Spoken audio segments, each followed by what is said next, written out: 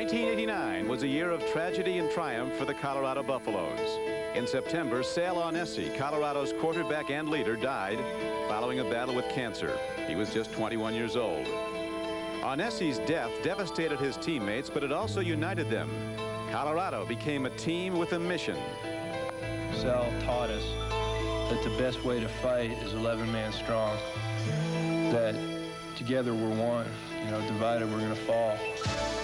With Onesi providing the inspiration and his successor, Darian Hagan, providing the leadership on the field, Colorado had its best year ever, finishing the regular season undefeated, ranked #1, and coming within one game of the national championship. Now, a year later, the question being asked of head coach Bill McCartney is, can his team be as successful without the Onesi factor? Colorado hopes to have a positive answer to that question today. Last year, Tennessee surprised everyone, including head coach Johnny Majors, finishing the season 11-1 and winning a share of the SEC championship.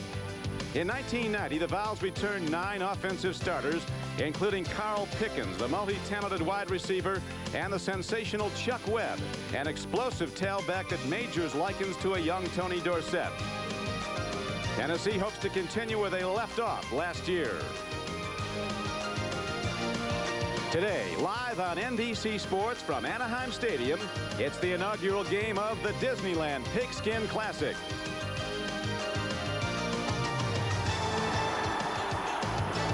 And here's the Big Orange from Tennessee, the Volunteers, champions of the Cotton Bowl, co-champions of the SEC. 11-1 a season ago, looking to be even better in 1990 under Coach Johnny Majors.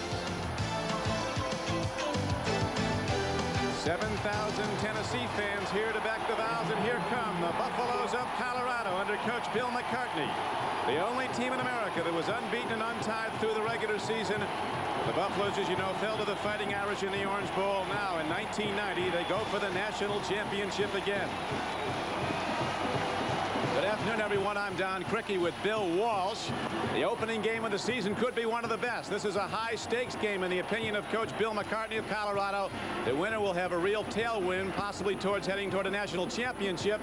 The loser, Bill, has a lot of pieces to pick up, and both these coaches clearly are feeling the pressure. Well, John Majors, with all his experience and success, is concerned. He says this is the toughest opener he's ever had. So, both clubs have taken on a real challenge here in Anaheim. The game is loaded with outstanding players. NFL scouts project as many as 8 or 10 of these players will eventually be drafted in the first round by the NFL. Who particularly stands out to you, Bill? Well, there are a number of people, but the right tackle for Tennessee, Anton Davis, what a great athlete, a consensus All-American, an early #1 pick. Alfred Williams right opposite him, one of the great linebackers in college football. He'll be a #1 pick, a brilliant athlete, an All-American. Tennessee has a fabulous offense. If there's one area that's suspect, though, it could be the Tennessee defense. A lot of new people in there. That'll be tough. They have 7 new starters, 3 junior college players. And being a former coach, I'd guess that 5 of those will be good. 2 will disappoint. Who will they be? Nobody knows. Also joining us today on the sidelines is NBC's Ahmad Rashad. Ahmad? Thanks, Don. It's a great day for a football game. It's 78 degrees, little or no wind. The field is in great condition. And by the way, having played on this field quite a few times, it is a very fast track, which should enhance the team speed of that Tennessee team. But when you got a big, strong team like Colorado, it can't hurt to have a fast track. It's a great day for a game and a great matchup. And let's go back upstairs to Don and Bill. Okay, Ahmad, temperature about 78 degrees. Clear and sunny in Southern California. Wind won't be a factor. Playing on the natural grass field at Anaheim Stadium, home of the LA Rams. They played here last night and beat Phoenix. This is really a tough game for both coaches because there are a number of players on that field right now who have yet to play college football, yet they're with the top team in their area, in their conference, and among the top teams in the country. So many questions to be answered in the next few minutes. There is Bill McCartney, the college coach of the year in virtually every poll last season. He's very optimistic again, as is Johnny Majors. As Bill pointed out, Majors calls this his toughest opener in 22 years as a head coach. He's the dean of Southeastern Conference coaches. Johnny Majors beginning his 14th season at the helm of the Volunteers. Colorado and white will kick off. 2 burners are back for Tennessee. The return men are Carl Pickens and Anthony Morgan. Ball is bobbled. And now Carl Pickens takes it back out across the 30 and breaks it out close to the 35-yard line. And that is where Tennessee will go on offense. First down and 10. There's Andy Kelly, their quarterback. And he is fronted by a very big array of linemen. McCray and Davis, both #1 picks, are projected as that in the NFL. They like Myslinski as a guard. Very strong up front is Tennessee in the offensive line. Poles is the blocking back. Webb, the great tailback. Harper and Pickens are the flyers at the wideouts. And Adams starts at tight end. You know, there can be some real surprises early in the game because they haven't had a chance really to scout each other. All kinds of new things can be developed. Chuck Webb.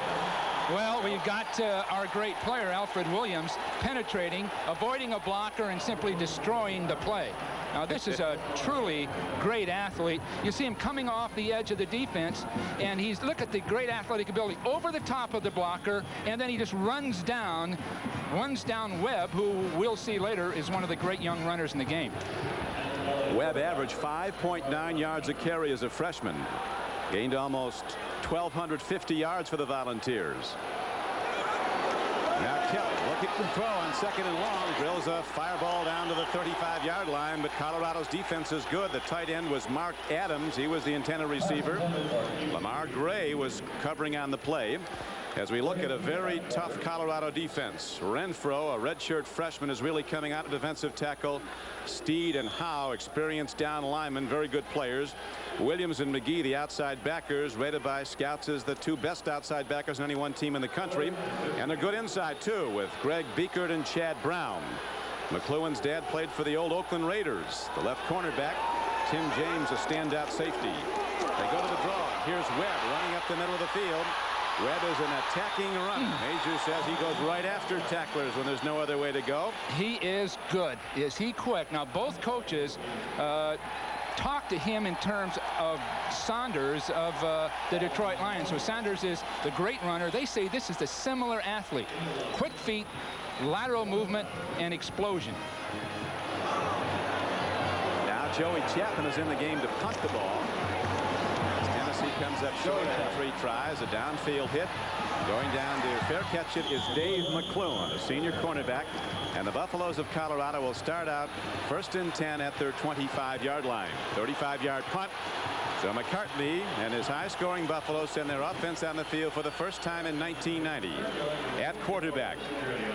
Behind this big offensive line of Solomon and Vanderpool, the tackles. Garton was a consensus All-American at left guard. Darian Hagan, the QB. He was the Sporting News College Player of the Year last season. Simmons starts at tailback. And there's a handoff straight ahead, and running with the ball is Mike Pritchard. He lost the ball, and the Vols think they have it. Sean Walker, the middle linebacker, might have been on the ball. He made the hit. Well, with Eric Bieniemy out and held out of this game for disciplinary reasons, Pritchard takes over as a tailback. Normally, he's a wingback. So this is his first carry in live competition for a number of years. So you see him explode through the line. There's a hole opened up. He makes a good judgment coming through, but the ball's loose. And it's knocked loose. So this is one of those question marks these coaches can't be sure of as a game starts. The first game of the year against top competition. And that indeed, Bill, was a big concern of Bill McCartney not having Bieniemy here. He suspended him for 1 game. We'll get into the reason why a bit later on as the Volunteers come up with the first turnover. Davis McGee makes the tackle on Chuck Webb. What actually happened, Bieniemy's parents' home in Aurora, Colorado, was a fire in the garage. The local fire department came and put out the fire. And Bieniemy thought one of the firemen was too active with the axe and was wrecking the garage. So he says he accidentally brushed him with his hand. The fireman thought differently. He was pressing charges. At any rate, Bieniemy's not here today. He is on the sideline, but he can't play. Suspended by his coach. Kelly throws. His receiver, Pickens, turned out and fell down. This is so tough in an initial game. All of the practice, even the scrimmages within your own squad, you can't tell how you'll perform. And naturally, these young players are anxious. They're concerned about the opposition, and the timing just isn't there. Everybody will settle down. Probably in the next possession or two, you'll start to see the execution you need.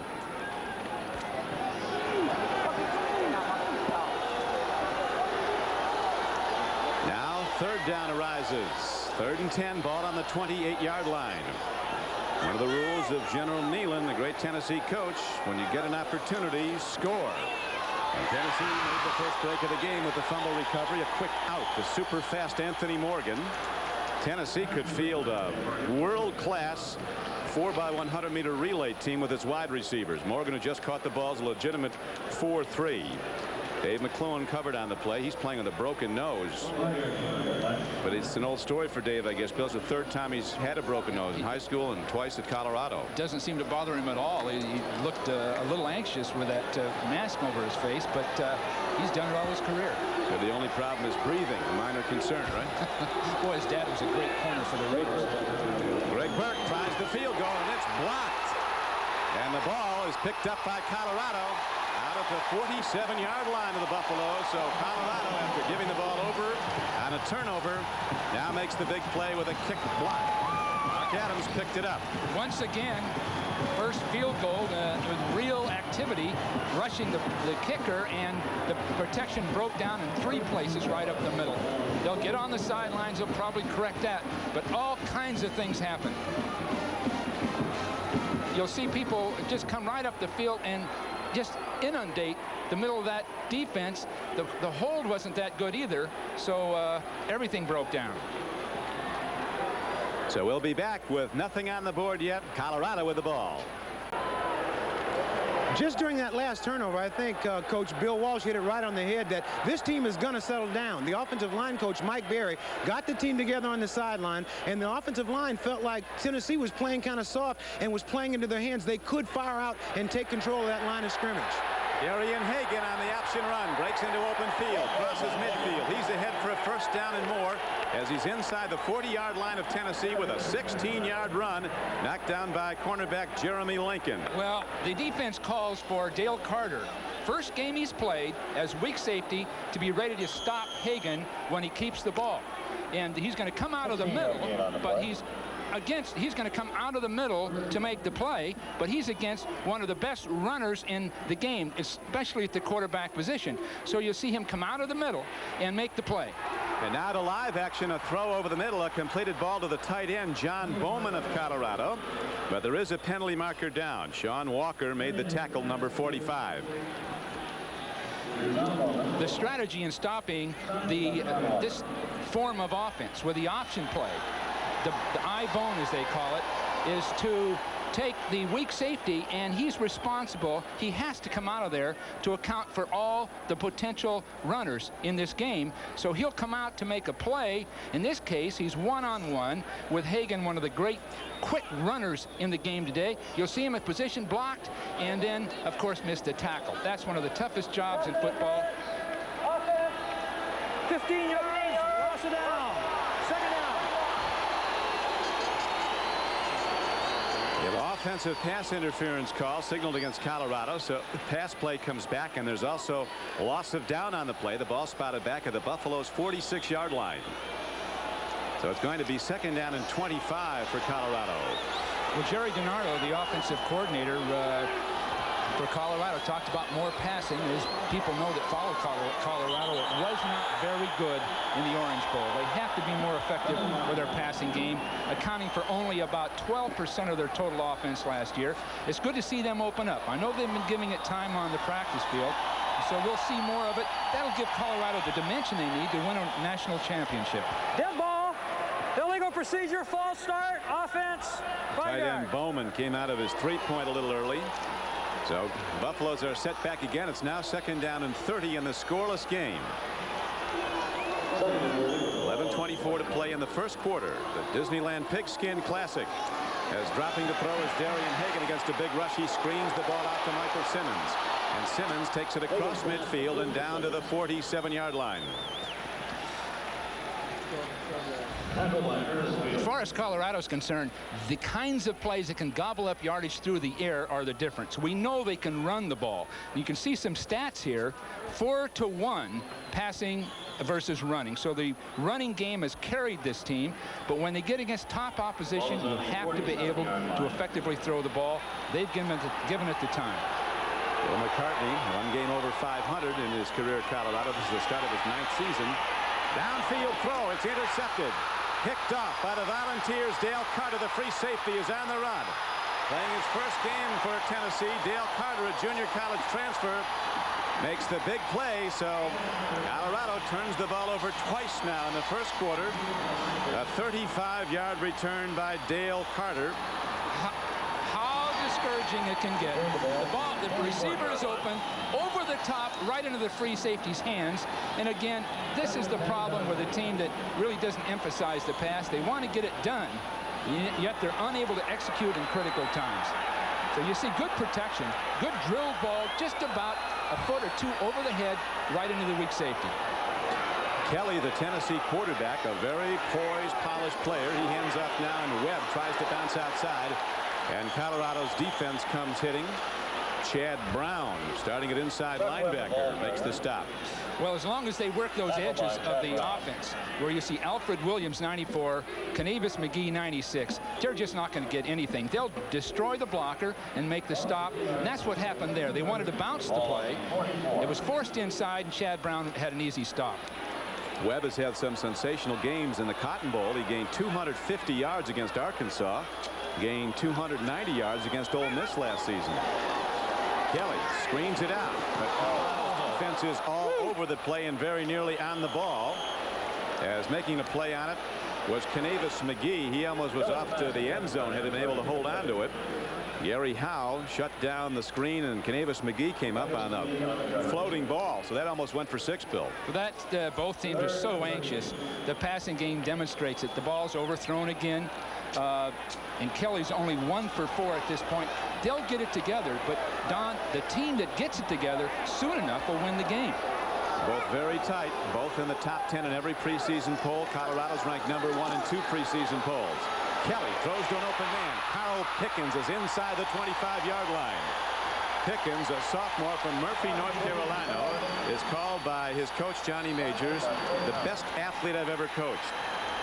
Pickens high jumps 7 feet, so you can imagine what kind of an athlete he is. Up the field, nice avoid inside, big hole in the defense in front of the safeties. Nice catch, leaping catch, and off he goes. Colorado's going to have to be tighter to those receivers crossing in the middle. Greg Thomas, the free safety, kept it from going the distance. He made the tackle, but now Tennessee mounts the first big challenge of this scoreless game. Kelly to the outlet. Webb. Quick moves. Webb is tremendous leg drive, very powerfully built. He's 5'10", 200 pounds, and yet he has the great breakaway speed. As a junior, he was the Ohio 100-meter champion. That time they did end up blocking McGee, but they won't be able to do it as a steady guy. The one thing you appreciate about a Johnny Majors team, they're fully dimensional. In recent years, they've done well passing, running. They have good talent. They spread it around the offensive field, each man getting a chance to handle the ball, and that in itself is why he's done so well. Handoff, they go right back to Webb, and Webb busts it inside the 5-yard line against a Colorado defense that shut down the run last year. Tennessee behind the great player at right tackle that Bill Walsh mentioned at the outset, Anton Davis. A 320-pounder with speed, and Webb follows that big guy right down close to the goal line. A 13-yard gain, first and goal. You'll see Davis turn out, number 78, and run his man well off the field, opening a huge hole to the inside. Davis, 4.940. Weight training, tremendous strength, but above and beyond that, extremely bright, very articulate. He'll be one of the top 5 in the NFL draft. 4.9 speed at 320, and here is Webb taking the pitch back, and the Buffaloes cut him down. Chad Brown, an inside linebacker, knocked him down. You know, at this stage of the year, after 3 weeks of practice, Don, both teams are inspired to play football. But the bottom line, high school, college, professional, is performance. The standard of performance, precision, and execution. Sooner or later, it comes down to that, because both teams want to win equally. It's who can execute under this stress. Tennessee executes from the eye, goes to Webb, and he's down close. And here's the signal. It's touchdown, Tennessee. So the underdog Volunteers take the lead. Boy, does Tennessee have a crowd here. They were in our hotel, and they have partied for 3 straight days. Love their team, love their school. The The Big Orange, 7,000 strong in as you watch Webb go over the top. Right over the top. Great leaping ability. It didn't look like, well, he finally got in there, but that was tight. Center, John Fisher's been blocking well also. Here's the extra point by Burke. He was 36 for 36 last season, and he's perfect to start 1990 as the Volunteers take a 7-0 lead.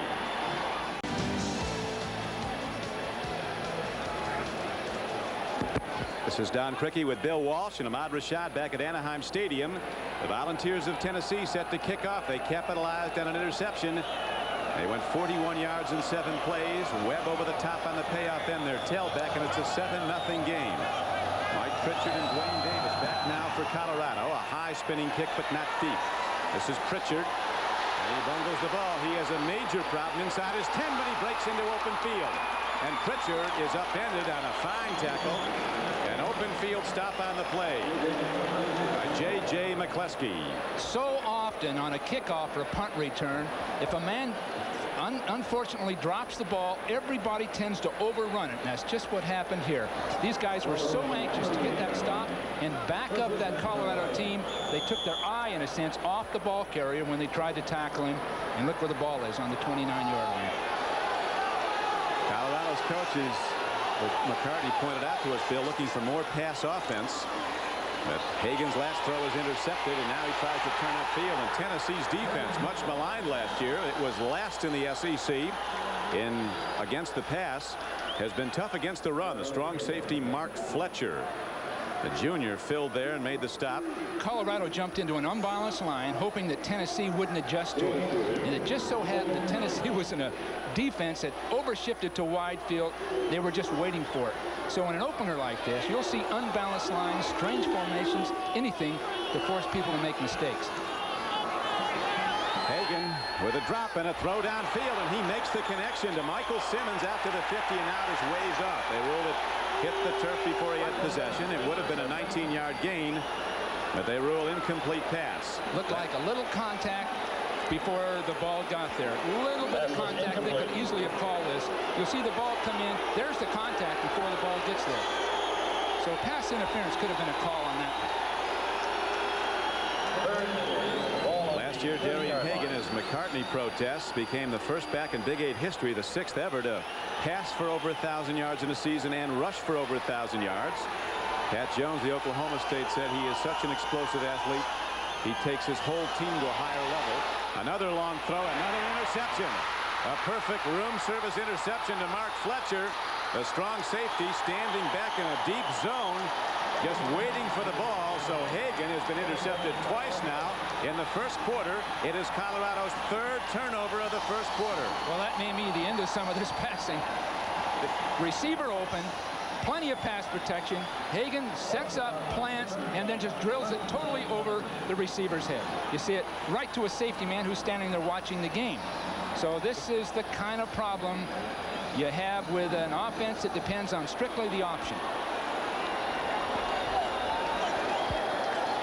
Was talking before the game with the receiver coach Don Freese, and he said what they want to do with Colorado's offense is to incorporate the ball control passing game and not get in a situation where they have to throw the ball way down the field. With those turnovers that you've seen, you can see why they don't want to throw the ball down the field. They're not very effective. Don? And as you know, Ahmad, Colorado was 2nd best in the country in fewest turnovers last season. 3 in the first quarter today, 3 turnovers as Tennessee goes to a big fullback, Greg Amsler. Joel Steed, the nose tackle, just slanted too far and opened up a huge hole behind him. Johnny Majors thinks Joel Steed, number 93, the nose tackle, is their 2nd best player on the Colorado defense. But he's very active, he's moving and creating holes behind him. He's the strongest Buffalo, Joel Steed. Bench presses almost 500 pounds, but this center on Tennessee's a good player. John Fisher been shopping him. As we mentioned about the turnovers, as Tennessee goes to the run again, this time Tony Thompson in at tailback takes it down to the 20. That brings up 3rd down and 2. In 11 regular season games last year, Colorado had only 12 turnovers. Northern Illinois led the nation with 11, but so far today 3 turnovers for the Buffaloes in the first quarter, and Tennessee capitalized on one of them to take it in subsequently for a touchdown. And Volunteers lead the game 7-0. They call this the eye back is Webb, and he gets the ball. Diving ahead, he is inside the 20 and appears to have a first down for Tennessee. Webb really charges up the field. He covers ground. It's explosive. And there's talk that he'll leave Tennessee this year for the NFL. I think it's a mistake, but he may be right now capable of playing professional football. Actually, it's a mistake for most players, Bill. 40 came out early last year and 22 weren't drafted. It's really a lost world for those that don't make it, and it's unnecessary. Rarely do they go back and get an education. Webb turns the corner, turns upfield. He's heading to the end zone. He's cut down at the 5-yard line by the free safety, Greg Thomas. But there is a penalty marker down on the field. A 14-yard gain could come back for Coach Johnny Majors' team. Both teams are so potent on offense that turnovers just destroy the defensive team, because they're going to make first downs if they get a possession. So Colorado's sort of given up real opportunities and given them to Tennessee. Holding call negates the big game, so Tennessee will be set back. They would have gone first and goal from the 5 had the play gone.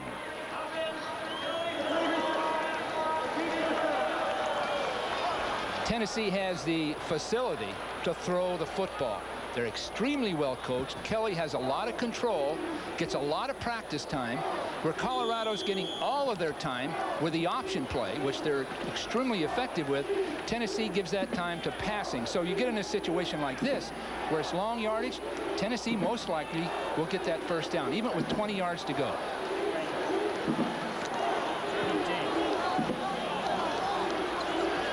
Spread formation. They gave Andy Kelly a battlefield promotion last year. Battlefield commission. He throws down the middle now to Alvin Harper, who was free, but a big rush by Alfred Williams shut him down.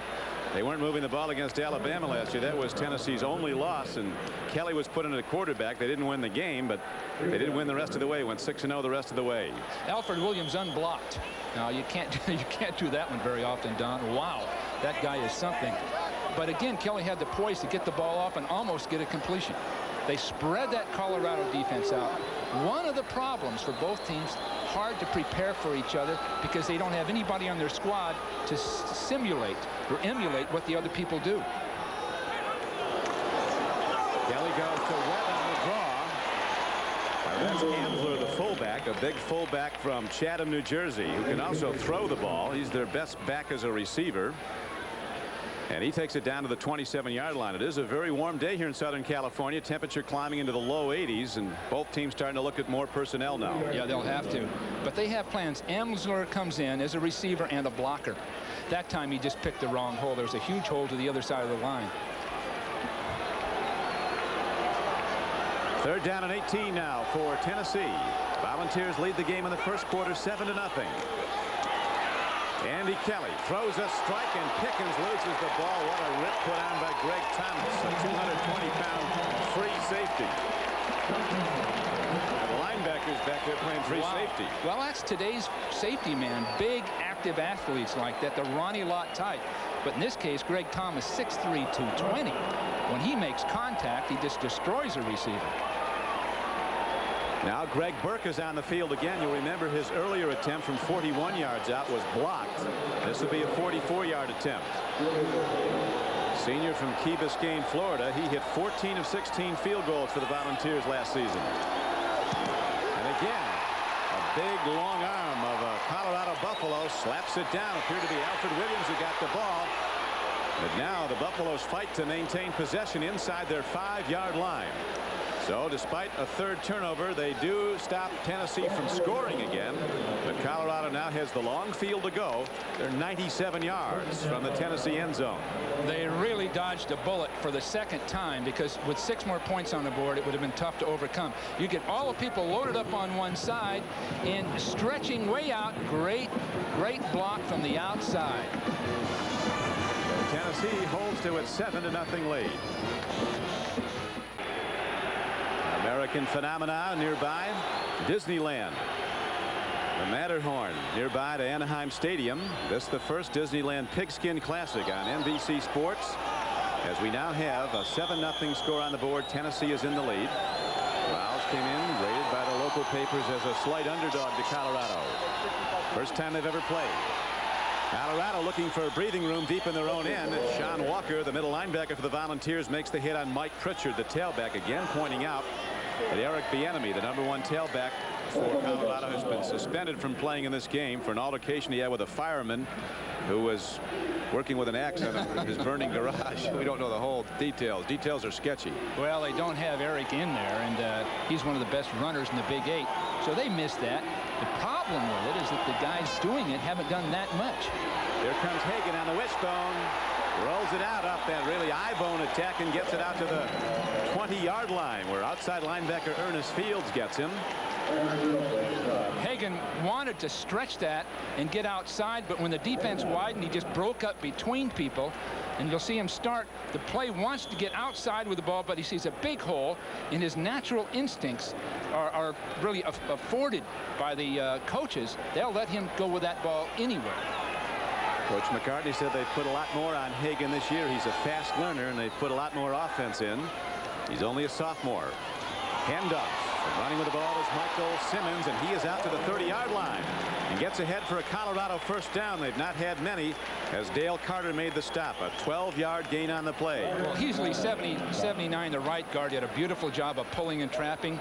And Mark Vanderpool, who we haven't talked about, another first-round potential football player at right tackle, pulled beautifully and led through the hole.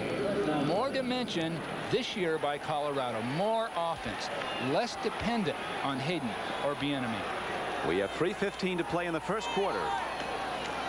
Up back, gets the ball, and running hard with it is the fullback, George Hemingway. Got an excellent block by the left tackle, Ariel Solomon, who another man who's an NFL prospect. 4 offensive tackles in this game that will really make something happen. So you'll see him right here blocking down and making the kind of hole that will make a big difference. It's coming right through on the linebacker, cuts him down. Active athlete. 4 outstanding tackles in one football game. 2nd and 2 for Colorado, and straight ahead for the first down is Mike Pritchard, a 5'11", 180-pound tailback wide receiver from Las Vegas, as the Buffaloes get their 5th first down of this game. Late in the first quarter, they're trailing Tennessee 7-0. 2:28 to play in the quarter. Both teams settling down now. Now you see the real strength of either club. This is the first big game of the college football season. We've seen NFL preseason.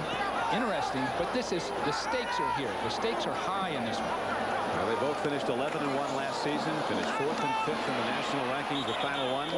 As Michael Simmons carries again for Colorado. Mark Moore, the best down lineman for Tennessee, number 74, made the tackle.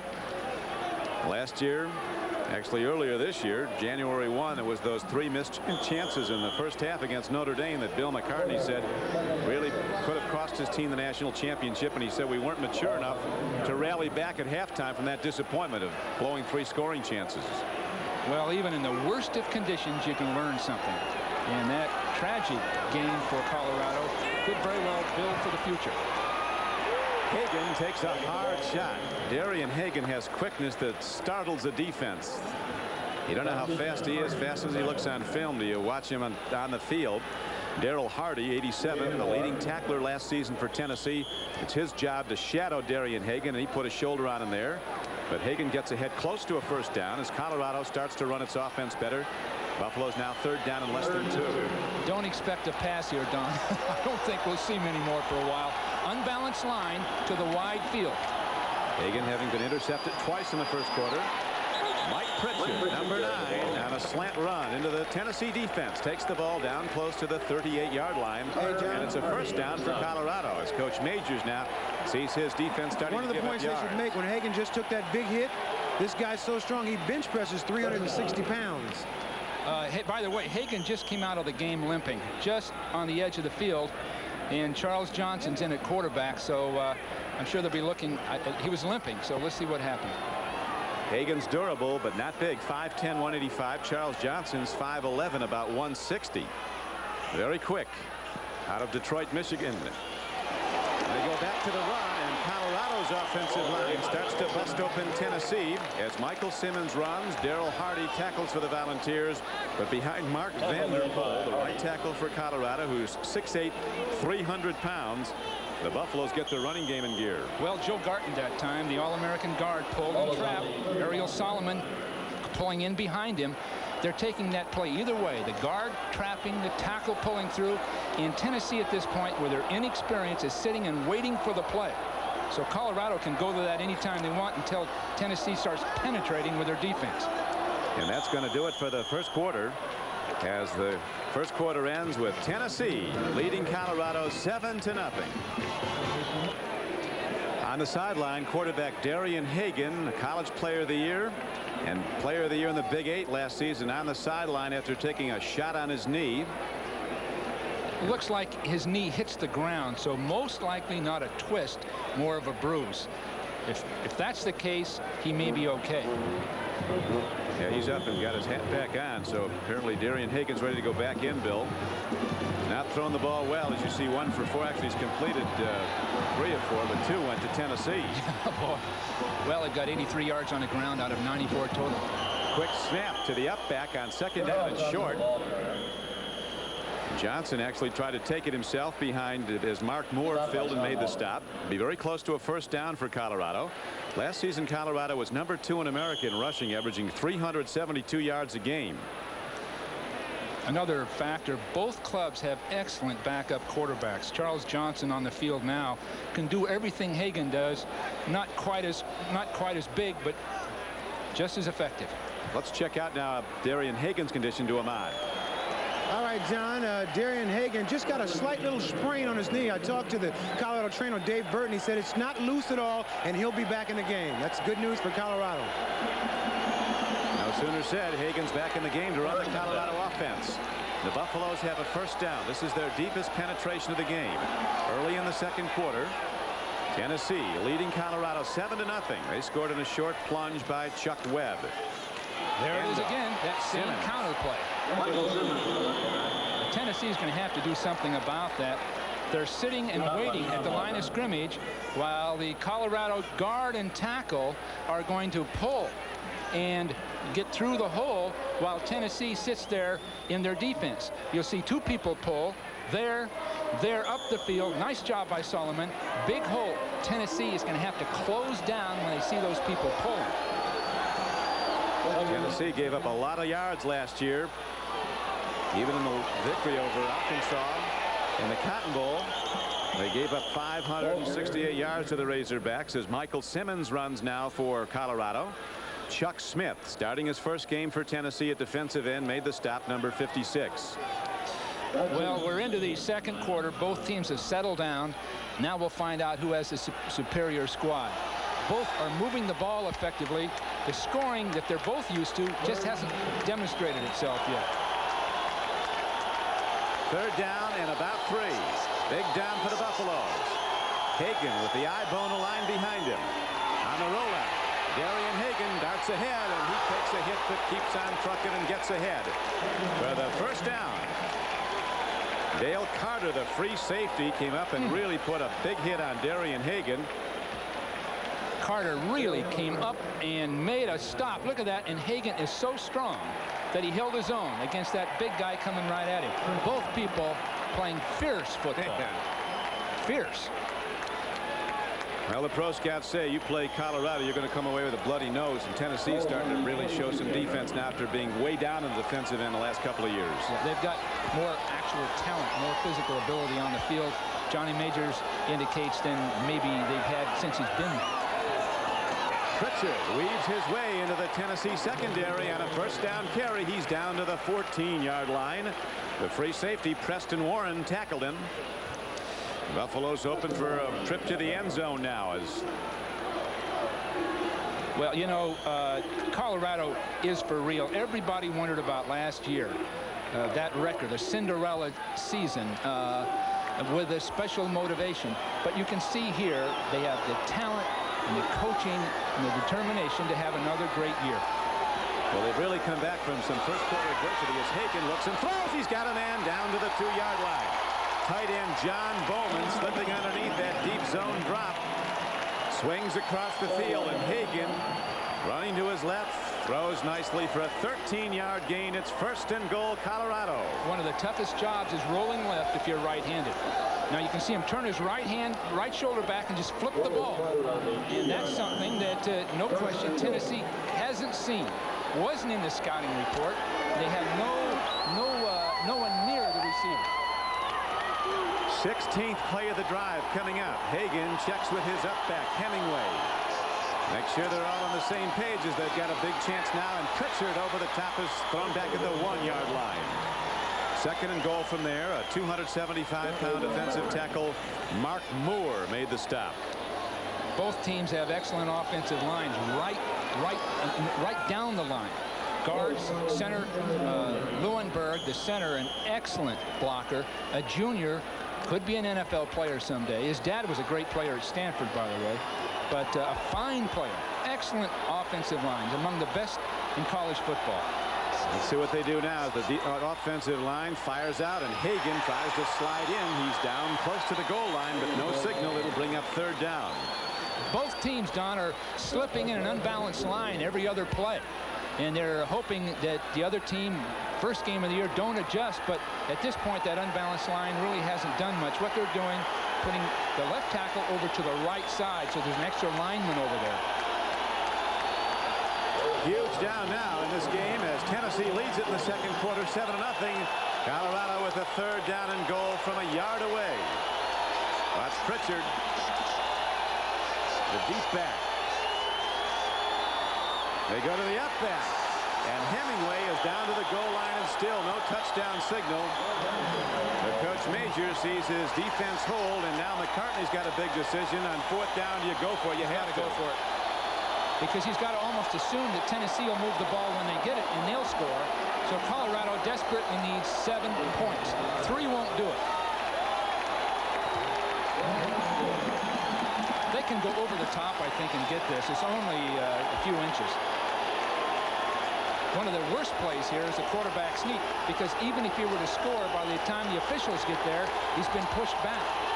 Remember last year's Orange Bowl when Colorado was down close against the Fighting Irish. Hagan rolled to his right and was stopped, and then an over-the-top play didn't go, but this time the fullback, George Hemingway, rockets in behind the All-American left guard, Joe Garton. A very odd defense for that situation. Tennessee was spread out defensively with big gaps over both guards. They did, and Colorado just fell in for a touchdown. I don't understand that one. You see, ground level, there's going to be a big void where anyone could have walked in with it for the score. I assume they were looking for the option play outside, even though there were only inches to go. Jim Harper's in to try the point after, and he spins it up and good. And with 9:55 to play in the first half, a 19-play, 97-yard drive culminates in a Colorado touchdown to tie the game. We've got a problem defensively. Tennessee is playing for the option play, leaving big voids inside. You'll see, so Hemingway just breaks in, and there'll be no one there to stop the play. So even with inches to go, Tennessee feels as there's an outside option play. Hemingway walks right in. And early in the year, you're concerned about Hagan. I suppose you do that, but they were within inches of the goal line. In fact, Ahmad Rashad could have scored on that play. I'll tell you, that Garton moves people out. Big Joe Garton, who was a consensus All-American, a 290-pound guard from nearby Valencia High School in Southern California. Blew open the hole, and now the long kickoff downfield, and the Vols are going to run it back. Here's Anthony Morgan, the fastest Volunteer, but that doesn't help as the Buffaloes had the angle on the kick coverage, and now Tennessee will start deep in the Volunteer zone end. As you see Anaheim Stadium from high above, from the Goodyear Blimp Columbia, based in nearby Carson, California. The pilot is Joel Chamberlain from Norwood, Massachusetts. Goodyear Blimps travel over 100,000 miles every year, covering major sports events. Well, Johnny Majors knows he's going to have to move the ball. Both clubs now have total respect for the other's offense. They know the offense of the other team can move, so they have to take advantage of it when they get their chance. Pitch back to Webb. Blockers in front. And Colorado's defense picked up by the good play of the offense on that 19-play drive that featured 18 runs. Now rises up. Joel Steed, the nose tackle, was on the play, as was All-American linebacker Alfred Williams. This Williams is a football playing son of a, what a beautiful specimen. He's an absolute beauty. He's got a great attitude also. Oh, he's the best. Yeah. 6'6", 240. Tremendous basketball player. He wanted to play. He said he's going to play some nose tackles. We'll have to see. 6'6". I don't know if you want him in there. I wouldn't bother with it. I'm sure he could do it. He could do anything. But between McGee, number 96 on the other side, and Williams, these two bookends can dominate a game. People have to account for them every play. Dead ball. Encroachment. Offense. 5 yards.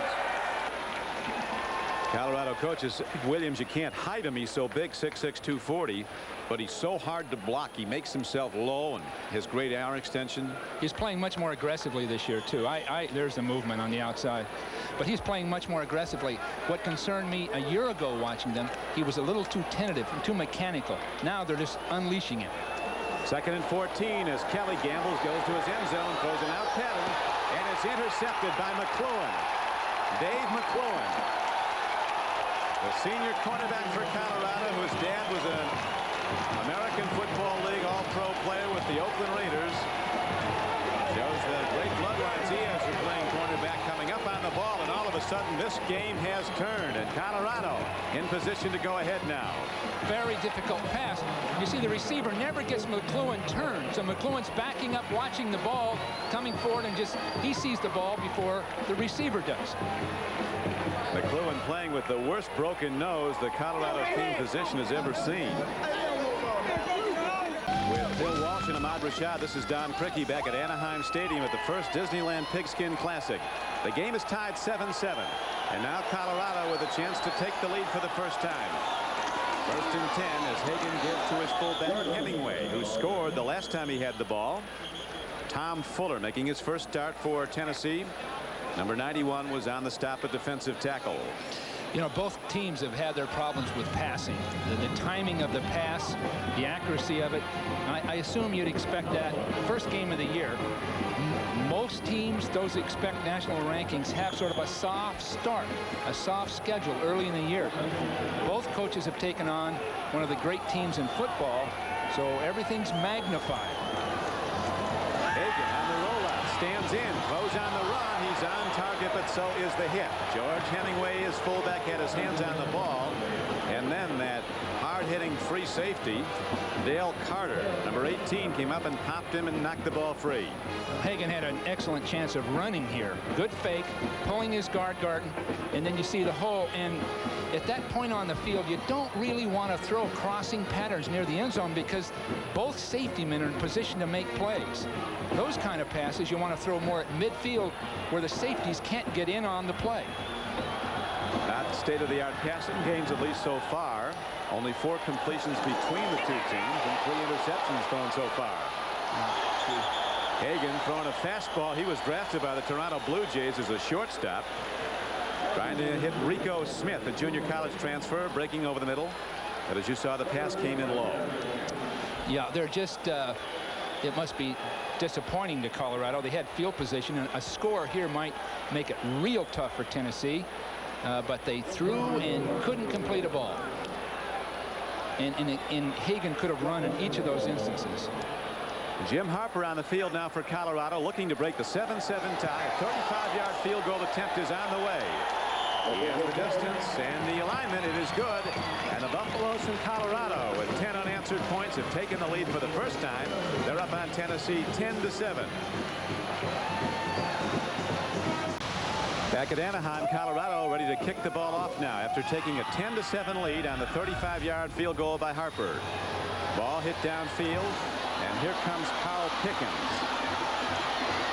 Breaks one tackle, and Pickens trying to outrun the pursuit. He's across the 30 and out to the 35, 40-yard line. They'll spot him out of bounds at the 36. Let's go back down to Ahmad Rashad. All right, Don, I was just listening to the offensive line coach, Mark Bradley, tell his team that they can't try to get everything back at once. They have to have pride, poise, and patience. They just got to keep chipping away. I talked to Chuck Webb. He said there's a lot of running lanes inside. They're not allowing them to go outside, but I guess maybe they're going to have to go to that to get something going right here. Kelly, a very good passer, and there's his main man in the backfield. Has this been primarily a running game? Chuck Webb. He has scored the touchdown for Tennessee in the first quarter. The Volunteers led 7-0. Webb, Colorado doing a better job now of filling, not giving him those gaps to dart into. Greg Beekert, an inside linebacker, hit him. The other inside linebacker for Colorado, Chad Brown, is known for his reptile collection. At his apartment, he has 3 pythons, 2 boa constrictors, 2 iguana lizards, and no roommate. A real bachelor pad. They say picture day takes forever. Every kid wants, he brings in a picture day, and everybody wants a picture day with snakes. Anthony Morgan takes the ball near the Colorado sideline and gets out to the 41-yard line. It was a 2nd down and 8 play, and he gained about 2 yards. Well, Dave McCloughan really broke that play up. He read it beautifully, attacked it. He didn't make the tackle, but he broke down the blocking. They were trying to get a screen pass out there. One thing for sure, Tennessee is going to have to get some field position. They're going to have to get the ball past the 50-yard line because Colorado just can't be given a short field in which to score. They've got too much offense. Andy Kelly will look to go deep. The safeties for Colorado are playing way back, almost to prevent defense. They know it's coming, and here is a throw and a lost ball. Is it caught? We're going to have 2 officials come in and wave it off. Von Reeves, the tight end, had the ball. Very nearly a spectacular grab, but he couldn't hold on. Wide open receiver. Reeves was totally uncovered, and Colorado just isn't coping with these things very well. But you see in the replay, there's just no one there. And the ball is just a foot too far. They'd have had 15-20-yard gain. Now in the punt is Joey Chapman, a freshman who Major says one of the best punting prospects he's ever seen. Well, there's a heck of a punt. Down to the 20. Pritchard loses the ball, and Tennessee's on it.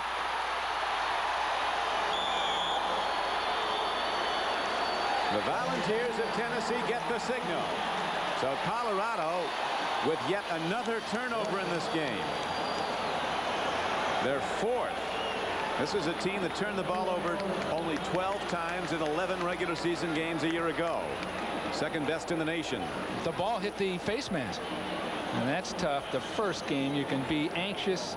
That ball was kicked way up in the air, coming straight down. Good coverage. These are the most difficult kind of games for the coaches. The first game against top flight competition, national ranking on the line. You have good feelings about this field, don't you, Bill? Your 49ers did well under you here. We did okay. We really did. 1-7 of 8. There's no crown in the field. Natural grass field with Darian Hagan busted upfield, and Hagan rips it ahead. Oh. That's for the highlight reel. I don't think it was a lateral. I think they knocked the ball out of his hands. I don't know, Don. I really don't, because last year I recall seeing Colorado Hagan do that way down the field. You know, right at the last instant after a 15-20-yard gain. He's coming up the field and such acceleration. Now he's got his pitch. No, he's pitching it. A little dangerous, but I can recall a year ago they made that thing work. I can't remember the game, but they won the game with it. That'd be Nebraska. That was their only close game till they got to Notre Dame. Straight ahead. Hemingway takes the ball out to the 34-yard line. Colorado has to play at Nebraska, at Lincoln this year. And McCartney was saying he thinks Nebraska might have one of the great defenses in the country. Yeah, that's they've got Oklahoma. Bill McCartney talks of Oklahoma being back for sure. So there's a schedule. You see Oklahoma and Nebraska and Oklahoma State toward the end of the schedule, one after the other. That'll be the whole season right there. Volunteers have to go to Auburn. Auburn Tigers, the favorite in the Southeastern Conference, as Michael Simmons runs the ball and breaks a crust of tacklers and moves it out to the 44-yard line. So that big offensive front now, Bill, starting to take over the game. It sure is. You see people being turned, and then the big back just breaking through, lowering his head, and taking people on. Well, and then Colorado, they did not have the pass offense to come from behind last year. They only trailed twice in the regular season, once to Iowa State 10-7, then they blew out Iowa State with 35-second quarter points, and they were behind Nebraska at one point, came back to win. And of course trailed Notre Dame in the Orange Bowl throughout. Went behind 14-0 in the third quarter and lost 21-6. The Volunteers of Tennessee open following this game their second game against Pacific. Took some of their big dates. September 29th when they go to Auburn, Alabama. October 20th they're at home against Alabama. That was the one team that beat Tennessee last year. November 10th they'll play Notre Dame at Neyland Stadium in Knoxville. Darian Hagan gets time. He's going to let her rip. Downfield throw, and he's intercepted again.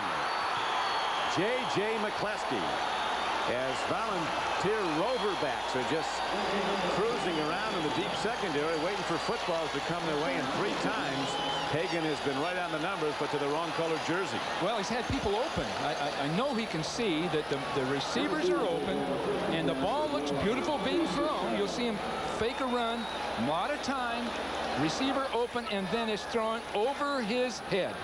Now it's just the touch of the throw. Now whether Darian can ever do that, who knows. So the Vols have the ball back, trailing by 3. Unbalanced line you can see right here with extra people to the right to the wide field, and Hagan will fake and roll out and be in pretty good shape. But this is the man that causes trouble backing into the pass play, and Darian cannot see him and isn't alert for him. You see the fake dropping back. Now you'll see a defender all the way back right in the hole making the stop. Now that guy really wasn't accounted for, J.J. McCleskey, and Hagan, a frustrated guy, but the stats: 4 completions, 3 interceptions, and that's not going to do for Colorado, and they're going to have to go back to work on it when the game's over. Let's hope it doesn't cost them the game. Long way to go. We have 5:15 to play in the second quarter. Tennessee with the ball. Colorado in the lead 10-7. Kelly, the junior quarterback, drops to throw. Drills it, gets Webb, his tailback, and he's going to lead ahead for a gain of close to 10 yards. It'll be very close to a first down. The free safety for the Buffaloes, Greg Thomas, knocked him down. Johnny Majors, the coach of Tennessee, raves about Webb. Of course, Majors had Tony Dorsett at Pittsburgh in 1976 when the Pitt Panthers won the national championship. He thinks Webb is as good a runner as he's ever seen at this stage. Only a sophomore, but as you pointed out, Bill, there are indications from him that he'd like to go for the money next year and go already. to the NFL. Yeah, in a press conference he said, "I'm going for the money." A little shocking for a sophomore in college.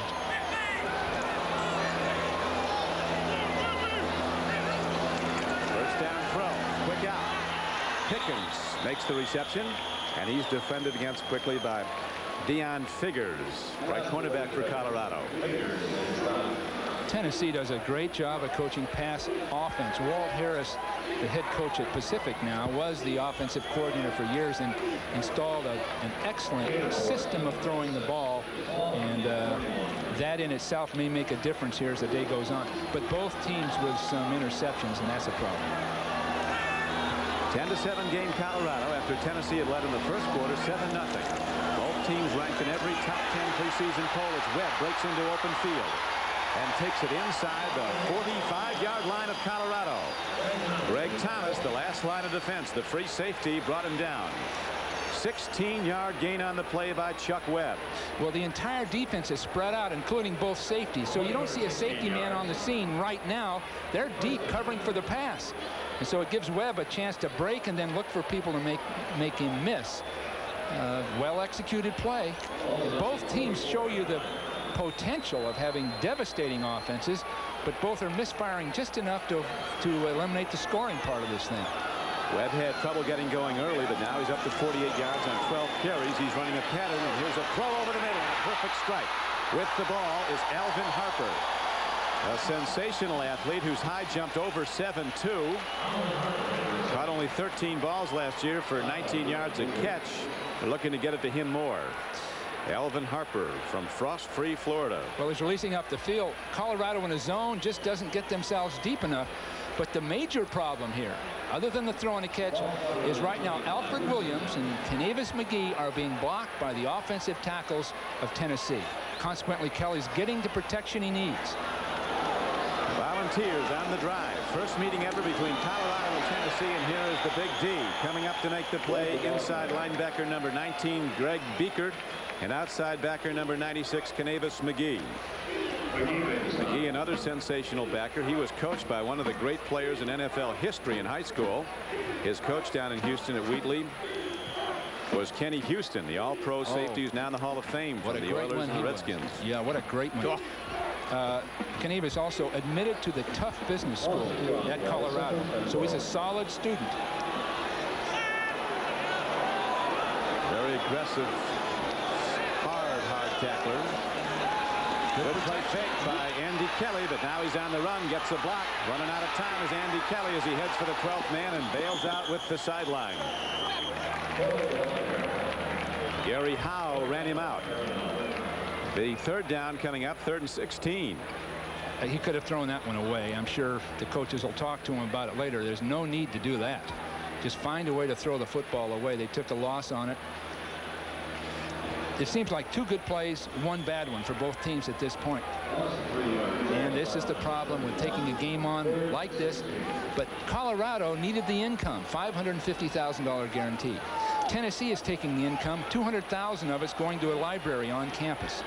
Of course, Tennessee has huge revenue from their huge stadium and great following in that state. Neyland Stadium that holds 91,000. They average almost 94,000 a game.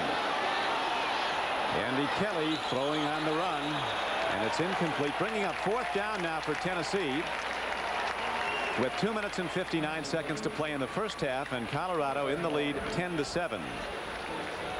Tennessee led at the end of the first quarter 7-0. Colorado came back to score its 10 points in the second quarter. Greg Burke, long-range field goal kicker, a tremendous kicker, who hit 14 of 16 field goals last year for Tennessee. You know, Don, I'll bet 4 or 5 weeks from now, if these teams were to play again, they'd both score over 30 points. You can see the offensive potential, but they're misfiring. Long-range attempt coming up now as it's going to be a 47-yarder by Greg Burke. He drills it. Game is tied. 2:54 to play in the first half, and Burke of Tennessee drills a 47-yard field goal, and the Volunteers come back now to tie the Colorado Buffaloes 10-all. All right, coming up at halftime, we have a Disney extravaganza. Of course, it's a very special year for Disney because it's the 35th anniversary of Disneyland. We also have some home videos from some of these players. All that and much, much more coming up at halftime. Don? All right, this is the first Disneyland Pigskin Classic, as we have Mike Pritchard and Dwayne Davis back deep now. Not used to return kicks. That's always fun, isn't it? Look into that sun and run it back. That is Mike off. Downfield spinner. It's not too deep. Coming up on the ball, though, is Pritchard at the 5-yard line. Look out. No, there it is. No. He had his chance. A reminder that we'll be selecting the Disneyland Pigskin Classic Player of the Game at the conclusion of today's telecast. And then Ahmad can get back to the rides. It's all he wants to do. He loves the one where you get in the car and bump into another car. There it is, Disneyland from an overhead view from the Goodyear blimp. The offensive coordinator for Colorado, Jerry DiNardo, was a standout guard at Notre Dame. DiNardo played at 260. Now he's down to 200. He's been losing 2 pounds a week. Other 4 years he'll be gone. Gee, well, this game won't help that appetite, I'll guarantee you. Hagan tries to roll out. He's knocked down. Mark Moore got him.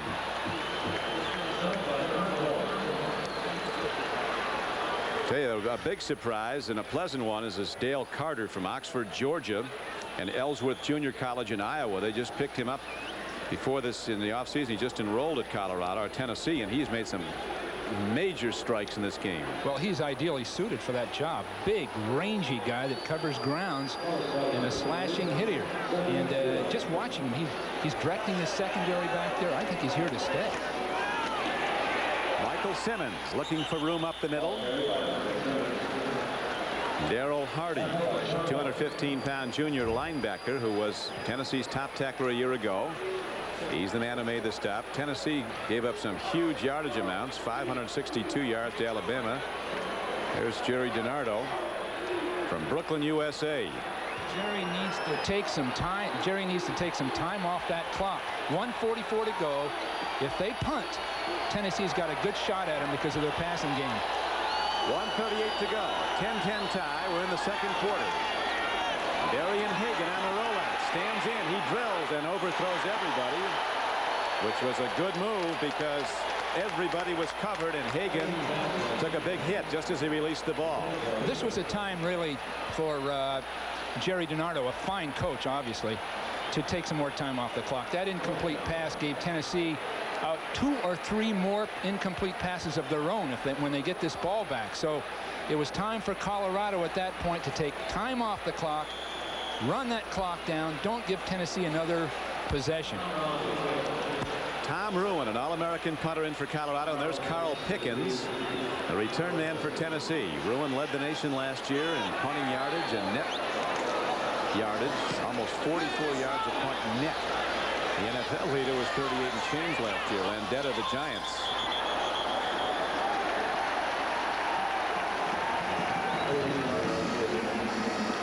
Fair catch was signaled for. A 50-yard punt by Ruin. An incredible punt. Beautiful punt. It's a good trick if you can get away with it. Signal fair catch and then run. He had his option out there.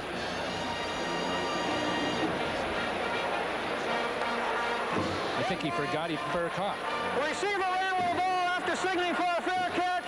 Delay of the game, 5 yards. Delay of game is the call. 15. Let's go back down to Ahmad now. You know, you guys, in this business, I've had a chance to interview a lot of famous people, but I think I've reached the top now. I'm here with Mickey Mouse. Mickey, how you doing? Mickey's doing just fine. Me and Mick gonna hang out a little while. Don, you and Bill eat your heart out. Mick ain't talking today. Mick is what, 50 years old now? Our Donald Duck is one of them.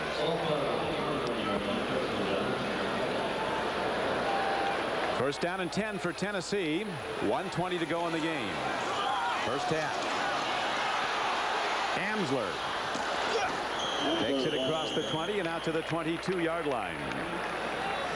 Johnny Majors, the Tennessee coach, was second in the Heisman Trophy balloting in 1956. Finished just behind Paul Hornung in one of the closest ballots ever. His mother's a great lady. She's 4 feet 10. Has 5 sons. Johnny's the oldest. One time in the Cotton Bowl, he scored a touchdown. Next time he got the ball, he fumbled. And some reporter asked his mother after the game, how'd you feel about the fumble? She said, hey, I'm a good cook, but sometimes I burn the biscuits. Very spirited little lady. And here's the throw down the field out to the 28-yard line. Von Reeves, the tight end, made the catch. And the clock continues to tick down now inside a minute to play in the first half, and Colorado signals a timeout. The Johnny Majors and Bill McCartney, 2 of the real class coaches in football. And we varied our discussion with them from the relations with the NFL, which they have specific ideas on, to where college football is going. One thing in particular, do I agree, they have to increase the aid, the scholarship aid to the athlete. It's inadequate. The athlete is at a disadvantage on the campus. They recruit an athlete from 2,000 miles away, and then the athlete's expected to provide his own transportation.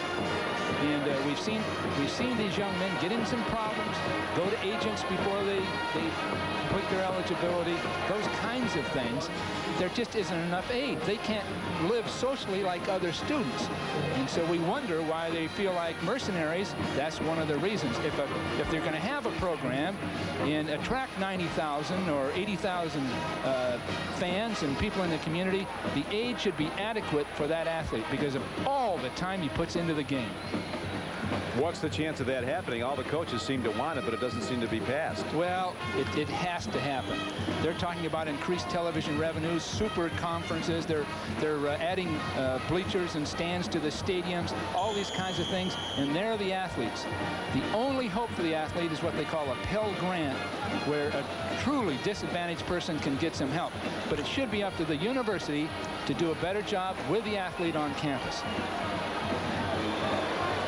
Now Tennessee with 61 ticks left on the second quarter clock. Looks to the rollout pass. Andy Kelly fires a strike on the run. Beautifully done.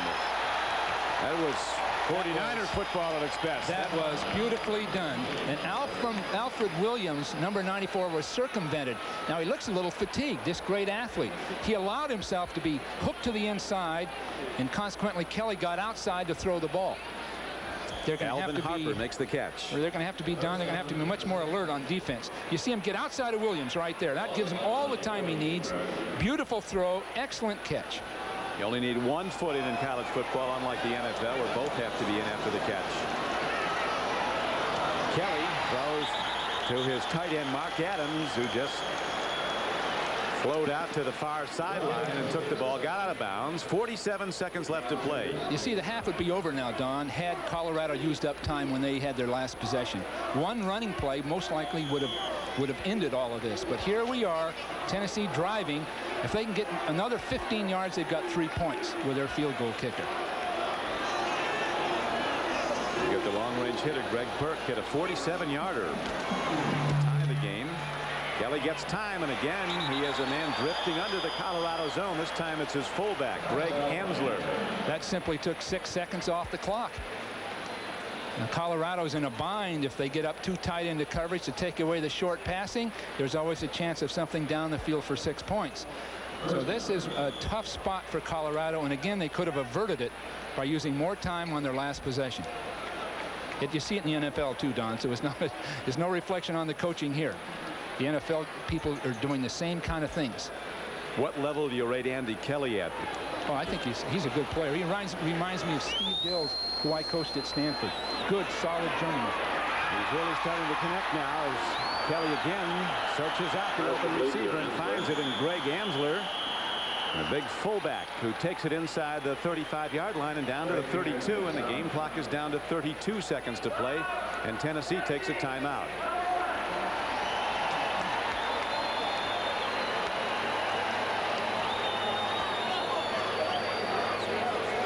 The Toyota top 10 at the outset of the season. The UPI coaches poll, Miami of Florida, the defending national champion, rating number 1. Notre Dame number 2. Florida State number 3.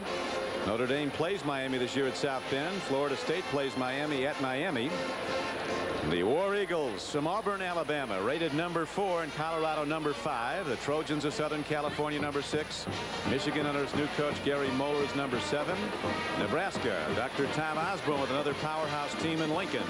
Tennessee number 9 coming in, but there's a number of preseason polls, I think 15 all told, and 2 of them Colorado was rated number 1. Coach Majors said he doesn't like to talk about national championships, but he thinks this team, coming off an 11-1 year with all the big play players back, has as good a chance as any he's ever had. You know, the playoff system most likely won't be accepted by the academic world. And totally, I understand that and I agree with it 100%. But they do need another method of ranking teams. And a game like this might eliminate one of them. Another problem is they rank teams related to score. So if you beat somebody 50-0, you're supposed to be better. So whatever ranking they have should not include scores. It should be a 1-point victory. 50-point is who you beat, who you win over. Good point. The only way you could go with is with computer if you didn't go with a vote of writers or coaches. And here's an open man in the end zone, and picking the ball off is Dave McClellan, and McClellan is out of bounds as he stops must have been trying to take time off the clock. In his wisdom, he started running about the end zone. That's an interesting call. I haven't seen that. We've talked about it. Was he making an effort to get out of that end zone? Apparently they ruled he stepped out of bounds because Colorado's offense is coming out. It's not a safety. No, this ball is just he was just trying to take time off the clock. Into nowhere, I guess. Well, this kid's had a great game with a broken nose and all. Now, what is this? I guess they know what they're doing. I'm not familiar with the Tim college James, the strong safety who got that one. McLuhan had one earlier. The Volunteer fans booing, but the Tennessee drive is stopped, and now Colorado, with 21 seconds left on the first half clock, takes over the ball.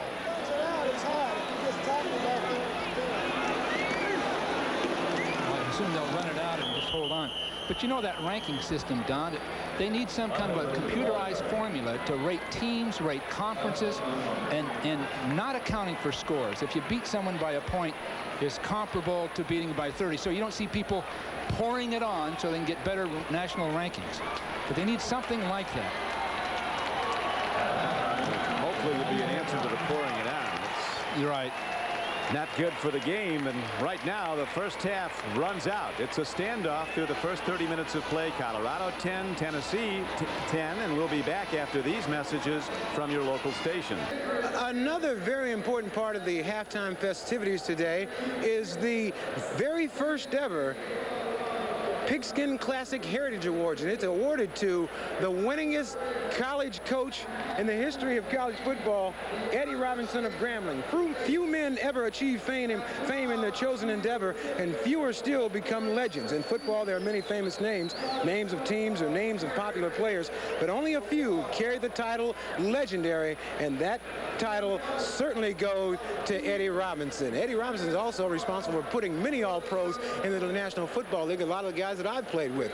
A couple more All-Pros that I'm playing with today are up in the booth, and as we get ready for halftime, let's go up to Bill and Don. Thank you, Matt. We still have our eligibility left. But Eddie Robinson was a great proponent of not making mistakes. That's how he turned out all those great Grambling winners over the years. And this has been a game of mistakes, Bill, albeit between two of the best teams in the country. Is it nerves, or are they just misfiring, or what is it? Well, they've practiced, and against each other, they seem to be able to get these things done. But with the intensity of the game, the anxiety, the pressure, the heat of a constant approaching football team, they're making mistakes. I think the key will be that team that makes the fewest mistakes in the second half will come out of it and hold their national ranking. Well, that's General Nealon's main rule of winning football, the great Tennessee coach. The team that makes the fewest mistakes wins. Would you buy that? Well, I'll buy it. Now, the passing of Kelly, he eliminates mistakes. He can move the ball at will throwing. Now, Hagan, if they can eliminate their passing, I guess. But if they eliminate that and reduce their mistakes, they can win it. Well, Hagan's not thrown the ball well. He has run the offense well. That's a tie game as we're ready to start the third quarter. And we'll be back after these messages from your local station. This is Don Crickey back at the Disneyland Pigskin Classic, where we're tied at half. Colorado and Tennessee in a 10-10 deadlock. First time these two schools have ever met. And now let's take a look at the Coors Light halftime stats. Well, we see the numbers and strongly in favor of the Buffaloes when it comes to running the ball, but they could not pass for much yardage, and Kelly threw the ball, Bill, 20 times in the first half. He did a fine job. He was in sync at one point, 5 for 5.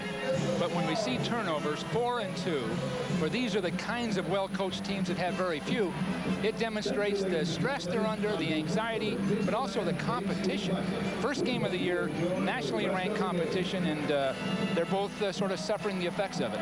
It's interesting, when we met with the Tennessee coaches yesterday and they were talking about their game plan, you said to them, it looks to me like you're going to end up throwing the ball 35 or 40 times. They said, we hope not, but they're halfway there. They've thrown 20 times in the first half. I think they'll do it. Let's go back down now to Ahmad, who's going to be joined by Bill McCartney, the Colorado Buffalo head coach. Bring us out. I don't want to be skating out here. Coach McCartney, a very tough, hard-fought game. I guess those turnovers had to really bother you the first half. Well, both teams have turned the ball over. We've made a couple of good interceptions, and they've made 3 good interceptions. And let's face it, it's a little bit out of character for us to be trying to force the ball in there. That's not our style. Our style is to run the ball and mix in play-action passes when they cheat on supporting the run. But they've done a good job of recovering and covering those passes, and we need to be pulling the ball down and just salvaging the play. This is one of those games that's going to go right down to the wire where the strong survives, huh? Well, I read in the paper where Chucky Whip said he expected us to lay down in the fourth quarter. I don't think we will. All right. Good luck, Coach. I'm not sure Chucky in his wisdom made the right statement there. That's one thing. These guys will fight you all the way. That wasn't very diplomatic. I don't know. You don't want to inspire your opposition. He may have done it, but neither team are going to let down. Their programs are strong. They're the kind of athletes that make a difference and care. They're going to play hard. Chuck Webb with 46 yards, leading all rushers in the first half. He can go. Isn't any question about it. And hate to just keep remarking on it, but the turnovers have done it. If either one of these teams can get through the next 30 minutes without a turnover, they most likely will win the game. Colorado had almost had a third as many turnovers in the first half as they had in 11 games last season. They had 12 in 11 games. They had 4 in the first half. Well, they want to develop that passing game. They were determined to do it to remind their fans, their students, including Elizabeth Walsh, by the way, their students. That's right. Hope she's got her room clean back there. Your lovely daughter. But they wanted to demonstrate they could throw the ball, and they haven't demonstrated it, unfortunately. People are open. The design is good. You can see they're executing, but the throwing itself by Hagan isn't up to par. Bill McCartney, as they raise their helmets in that tribute to their fallen leader of a season ago, the departed Sal Onesi. Bill McCartney turned 50 on Wednesday, so he's now playing the back nine. Well, he's got. But his arm. Where am I on the 17th? Well, he's got a 15-year contract. He That's wants right. to stay right there, and deservingly so. Joey Chapman kicks it off. Dwayne Davis runs it back for Colorado, and he's out to the 23-yard line. The ambition of this Colorado team to play Notre Dame again in the 1991 Orange Bowl. They'd like that to happen, but Colorado has work ahead, not the least of which comes in Lincoln, Nebraska, against the Huskers. No question about that. Oklahoma's back. Nebraska. They've even got Stanford. He was high in his praise of Oklahoma State. He was. They don't like Oklahoma State. Bill said that Oklahoma State just doesn't respect Colorado. Doesn't fear him. Doesn't fear him at all. And they'll be good. Unbalanced line again. Tie game, 1st and 10 Colorado. 10-10 game as we open the third quarter from scrimmage. Here comes Hagan, pitching back. And terrific open field tackling. Dale Carter playing his first game for Tennessee. Looks like a first-team All-American at free safety. That Carter is just what they're looking for. Junior college or not, you'll see the unbalanced line, just 2 people on this side and the strength to the wide field. And this time they wanted to run the option play into that short side, but you're going to get some hitting right from here that makes one big difference. You see Carter coming all the way through, bang, right down the middle. Throw up the middle of tight end John Bowman, and Colorado on a 2nd down and 11 play is ahead for first down. Let's meet Eddie Robinson, college football's winningest coach all time now, as we go back down to Ahmad. All right, thanks, Don. I am here with the winningest coach in the history of college football and probably the most respected coach that I've ever been around. It's a pleasure for me to be here with you, and congratulations on your award. Ahmad, it's certainly nice to be here with you, and I'm real privileged to be here to get this award. It means quite a bit to us. If you had to say one thing that was the key to your success, what would it be? Well, I think it's could be concern, could be love for the football players and the love for the game, and always trying to get the knowledge to take it back to the team. All right, thanks, Coach, and congratulations to you. Good luck. Let's go back upstairs. George Hemingway, as Coach Robinson was talking about winning football, displayed some, but it's coming back. There's a flag down. It would have been a 62-yard run from scrimmage, but a penalty marker negates the play, and so Colorado brings the ball back, and instead of 6, they now will go long yardage. 1st and 15. They ran an inside play, and the weak safety Carter came out of the middle, getting ready to stop the option. There was nobody back there once Hemingway broke. Offense, 10 yards from the previous spot. Repeat, first down.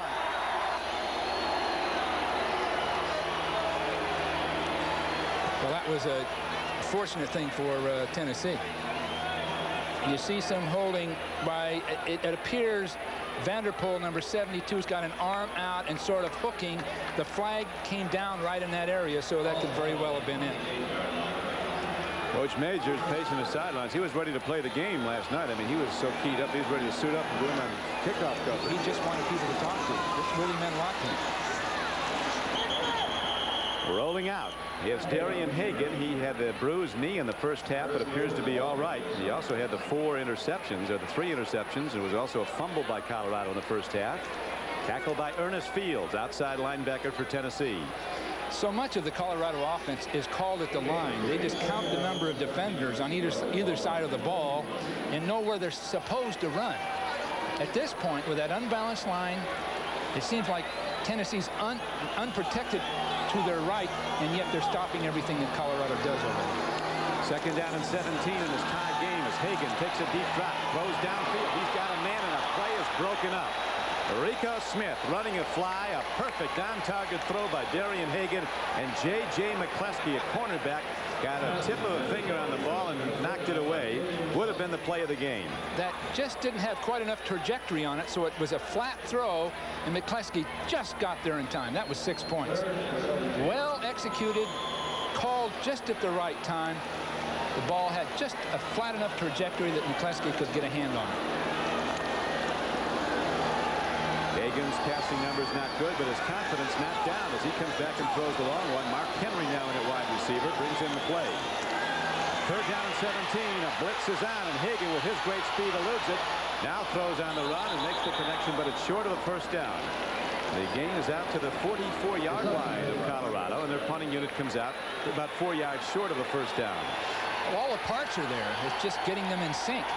That time Hagan was outside. Blocking was extremely effective. The play call good, but then the ball was thrown low and short. Receiver had nowhere to run with it. He had to go to a knee to catch it. Tom Ruin, a free spirit who punts the ball, is better than anybody in the country last year for Colorado. Southern California, there are 39 players on the Colorado roster who are from the Southern California area. Carl Pickens is back deep for Tennessee, a player that Johnny Majors calls the best athlete he's ever coached. A threat to go the distance every time he gets the ball. And here's Pickens, hemmed in and going nowhere. He's taken down at the 20.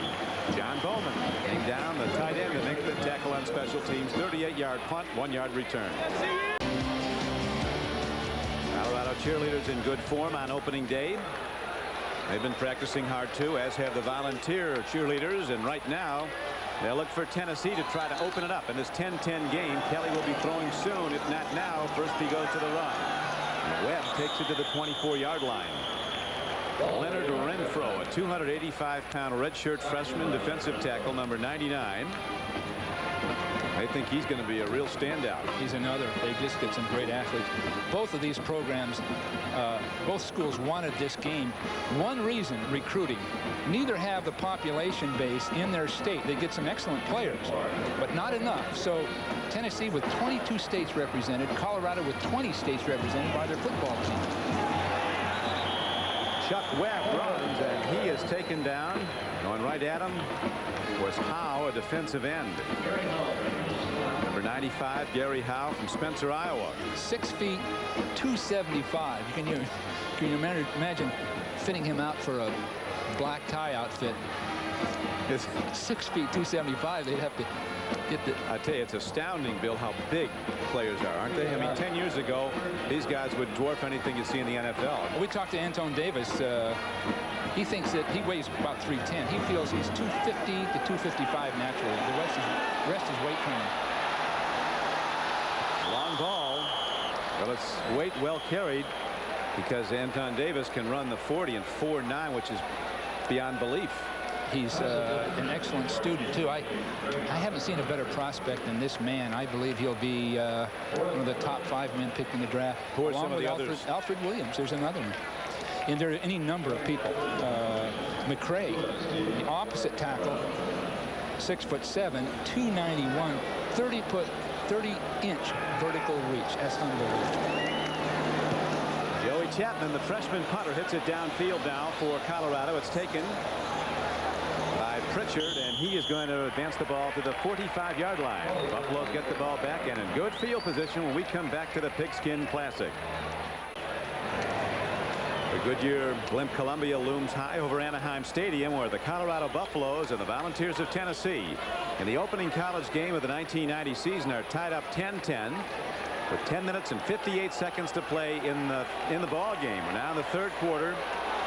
Darian Hagan at quarterback for Colorado. Give up the middle. Trap blocking. Springs. Mike Pritchard. He could take it the distance as Pritchard's going in. And Colorado breaks it and takes the lead. Pritchard can run. Wow.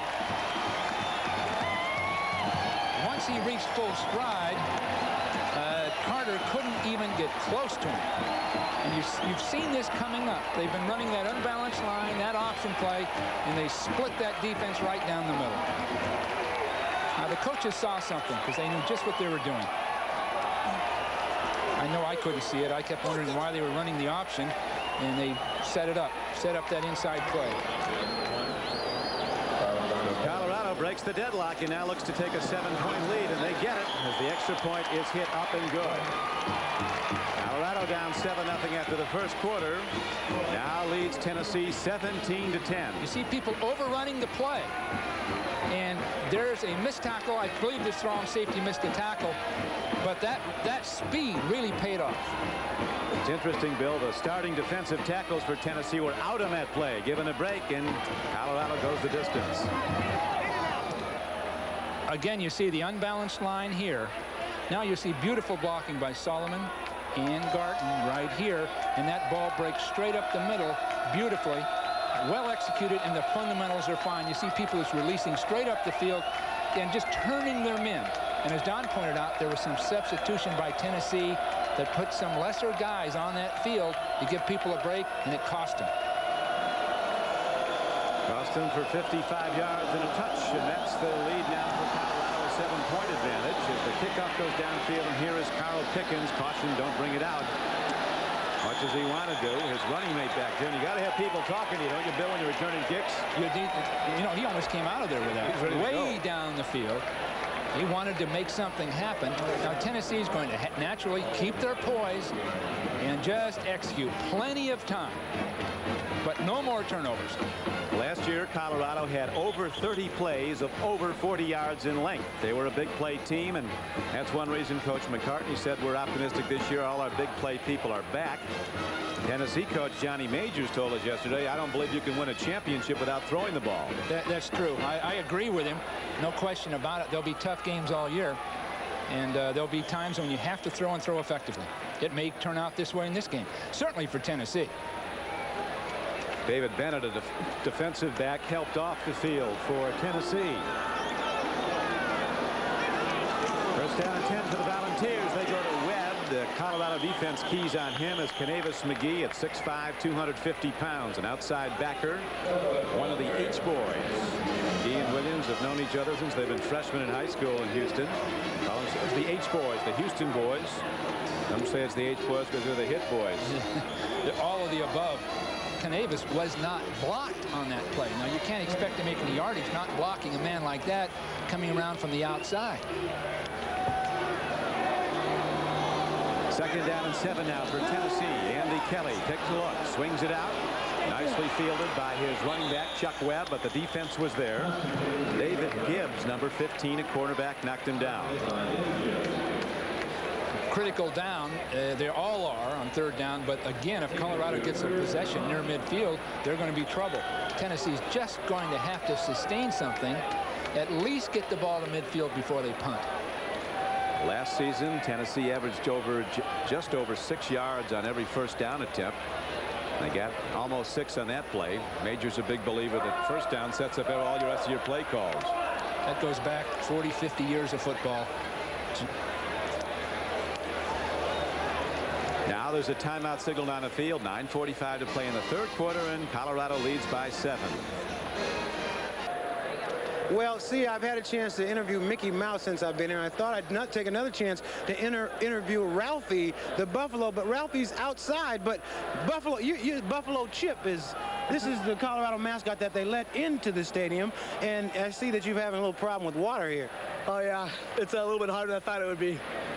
They said 85 degrees, and it feels like it's about 115 in that suit. All right, so you know what the real story was is they wanted to bring Ralphie, the real Buffalo, into the stadium, but they were afraid he would mess up the grass in here, so they've got him corralled outside, and I guess he has an effect on this team if he's anywhere within the area. As you can see, he's outside the stadium in a cage. Doesn't look very enthusiastic. You found him before I did. That's a heck of a piece of livestock, Ahmad. Ralphie. He could tear up a field or eat one. 3rd down and 5. Andy Kelly throws an out pattern. Tight end Von Reeves makes a diving play on the ball, and they rule the reception, and Tennessee has a 1st down. If they keep that up, I think they can just control the ball. Just throwing short between defenders. Both outside guys, these great athletes, Williams and McGee, aren't intensely rushing when they rush. Maybe it's fatigue or whatever. But if they were ever to be in the NFL, they'd have to give a little more of it than that. They're going to have to explode up that field. 1st down and 10. Tennessee. Volunteers down by 7 with 9:25 to play in the 3rd quarter. Webb breaks it. He gets about 13 yards out to the 43-yard line, and the Vols rip off a big gainer. Dave McClellan finally ran him out of bounds. This is great exposure for both clubs, and as we mentioned, Don, the recruiting is a big factor for both of them out of state. And you mentioned, was it 38 athletes from Southern California on the Colorado team. So they like this exposure, and they're both national contenders, and everybody gets a chance to look at them. Chuck Webb, the great runner for Tennessee, is from Toledo, Ohio. He's now gained 61 yards on 17 carries. One of his great attributes is durability. As the game wears on, he gets stronger. He likes all the carries he can get. All SEC as a freshman. He and Emmitt Smith were the top tailbacks in the Southeastern Conference. You know, the fatigue factor can show here because both coaches had to temper their practices, get a lot done, and at the same time prepare for a game. So who was to say if people's legs were a little bit weary, trying to do both sort of concurrently? So as the game goes with this heat, people fatigue, and that's when a Webb can tear it wide open. Kelly whips it up for grabs. An open field play on the ball. It is dropped. It was almost intercepted. Then Anthony Morgan almost made the catch. Kelly living dangerous with a long ball that hung. That's two. There's two. The one before half cost him at least 3 points. And those seem harmless, but desperation can't demonstrate itself this way. This is how a quarterback would be desperate. He just throw it up and hope something good happens. And I'm sure the coaches are, really be concerned about that in the future. Can't do it. You always have to practice where to throw it away and how to do it. Tennessee coming off an 11-1 year, and they return 9 offensive starters. Only a wide receiver and a tackler missing from the season ago. Kelly throws another connection. This time it's over the midfield line to Anthony Morgan. A first-team USA All-American, USA Today All-American team when he came out of Adams High School in Cleveland. Kelly came outside. It's so tough for the quarterback to go to his left and throw the ball. You see people chasing him. He's in deep trouble. He's got to get that right shoulder back and throw the ball. Most vulnerable, going left and then trying to throw a ball right-handed. Now Dave McClellan is back for the Tennessee punt. 4th and 3. Hunter Joey Chapman, the freshman, getting the call today. They might go to Kelly if Chapman had any problems, but he's been good. Here's McClellan, broken nose and all.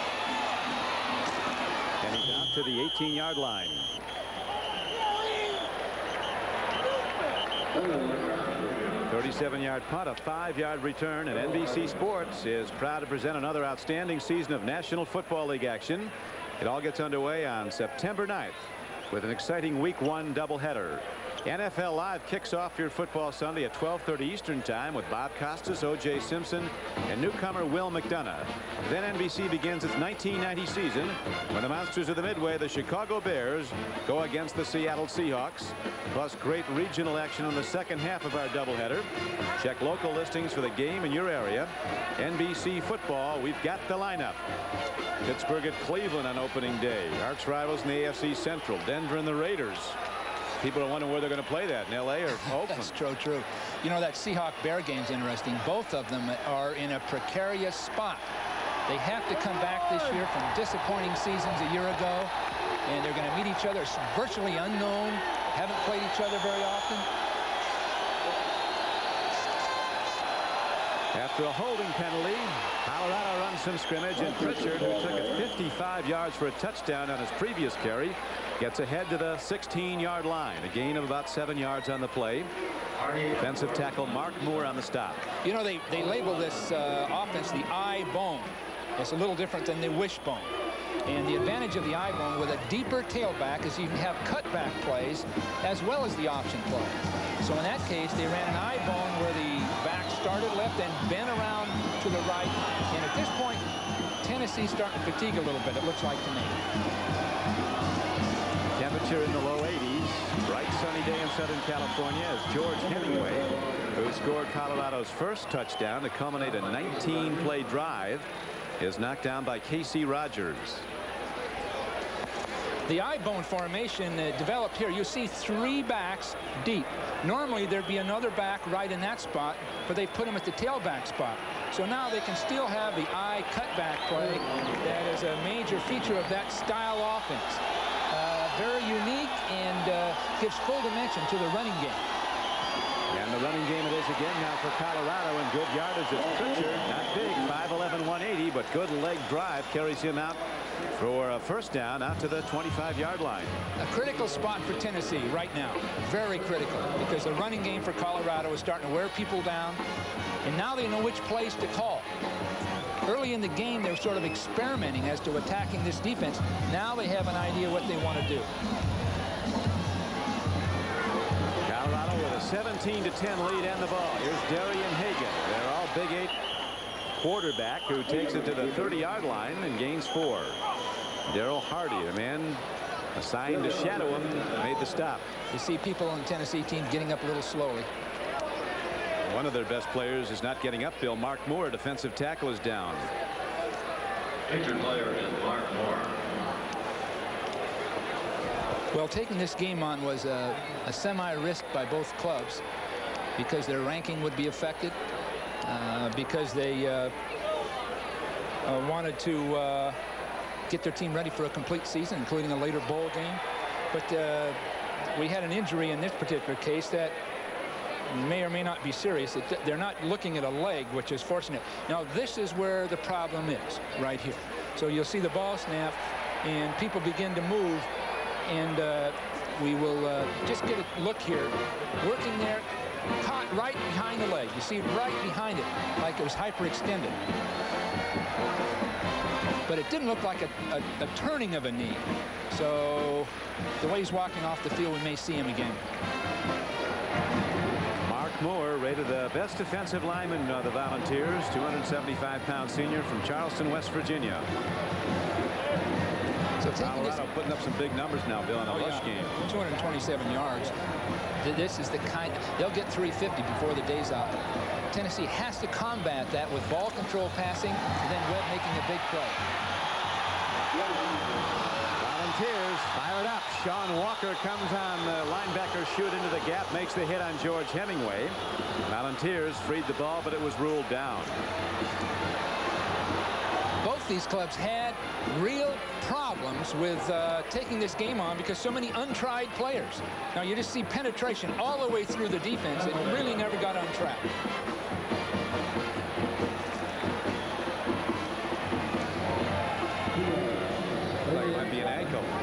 I guess so. 3rd down and 7 arises now for Colorado. Darian Hagan flanks out 2 receivers. On the roll, Hagan throws, makes the connection. The ball is jarred free. It could be Tennessee's. They're ruling it incomplete. Darryl Hardy, number 87, not a big linebacker at 214 pounds, but he's an impact hitter. Very close to a catch and a fumble. Boy, there's some hitting. There is character on both of these teams. You see him moving across the formation. Now, this is strictly a case of a back in the flat, not looking quickly enough, and then being tagged. The fundamental tackling and blocking of both clubs is outstanding, and you'd expect that. They have 2 of the finest coaching staffs in the game. Good second look. Our producer today for NBC Sports is John Ferratzis. Our director, John Gonzalez. The executive producer of NBC Sports is Terry O'Neill. As we have 5:39 to play in the third quarter, and Colorado's All-American Tom Ruin is ready to punt. Al Pickens is back deep for the Vols, who trail by 7. Ball angles out of bounds, and the Vols take over in good field position. They'll start at their 41-yard line. The Tennessee running game has been less productive as the game wears on. They could go to the pass often now.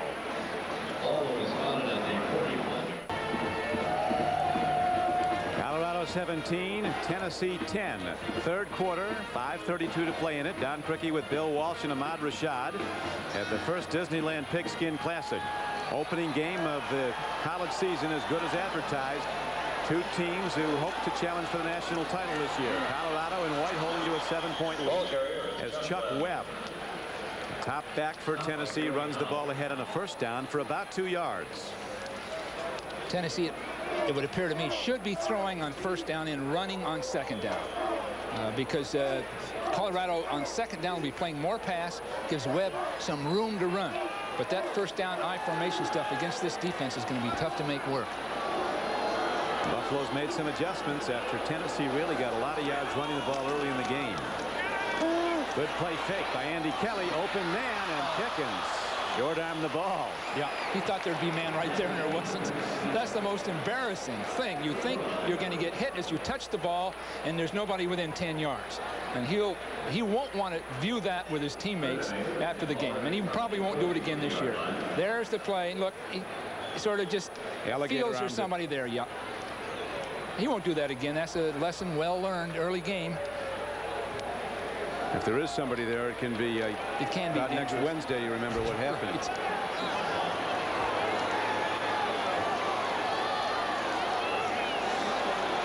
Tennessee spread all over the field. On third down and 8 for the Vols. Out pattern to Alvin Harper, who is really almost a safety release receiver. Very secondary receiver. They were covered deep. Well, Andy Kelly didn't use his own instincts on that play. He had all the room he needed running right up the middle. And at this point, he has yet to really unload down the field running with the ball. And Colorado's running past him. So my guess is the coaches will say next third down, if you see a hole, take it and run with it. Big game could be on the line as Tennessee's Johnny Majors is going to go for it on 4th down and 1. Now this is the big play of the game, obviously.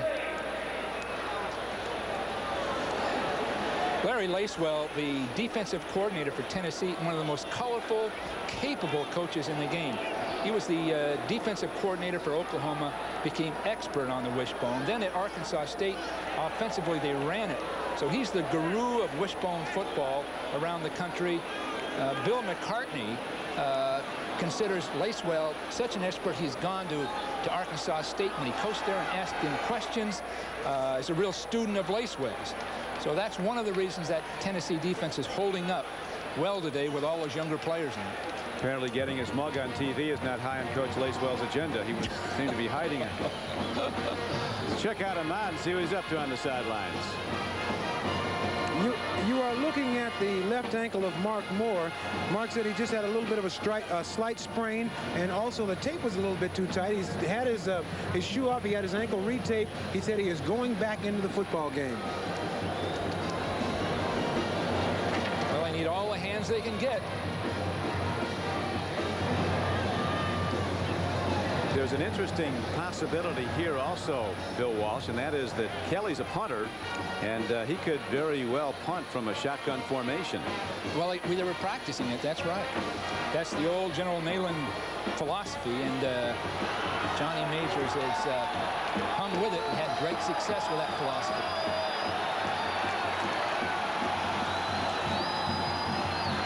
They go to the run on 4th and 1, and Chuck Webb dives over the Colorado defensive front, and he has a first down for Tennessee.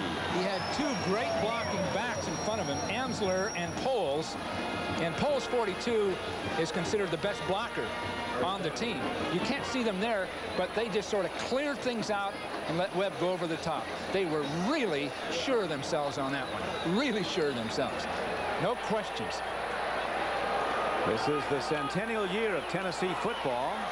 Colorado centennial year a season ago. They're now in their second century of football in the intercollegiate level as Amsler, the big back, runs the ball ahead for a first down.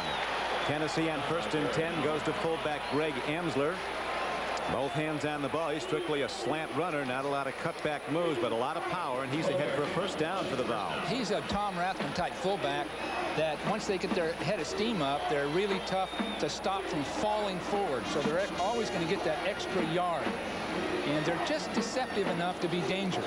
It's high praise from you. Rathman of the 49ers is some fullback. He's a great player. Of course, he's got a pretty good guy playing alongside him, Roger Craig. Movement on the left side of the Tennessee offensive front. Looked like Charles McCray, one of their top players, 290-pound tackle, might have left early. You know, I mentioned before a 30-inch vertical jump from McCray. That means he's got leg. Ball start. Offense. 5 yards. McCray will just fall forward on his own. He had a big cutoff block where he was going to try to go underneath the defender and cut him off. He figured he'd have to get there in a hurry. We talked earlier about the battlefield commission that Coach Majors said he gave Andy Kelly last season in the midst of the Alabama game. And Tennessee was struggling on offense. They didn't win that game, but they came back to win 6 games the rest of the way and not lose any, including the Cotton Bowl, with Kelly at quarterback.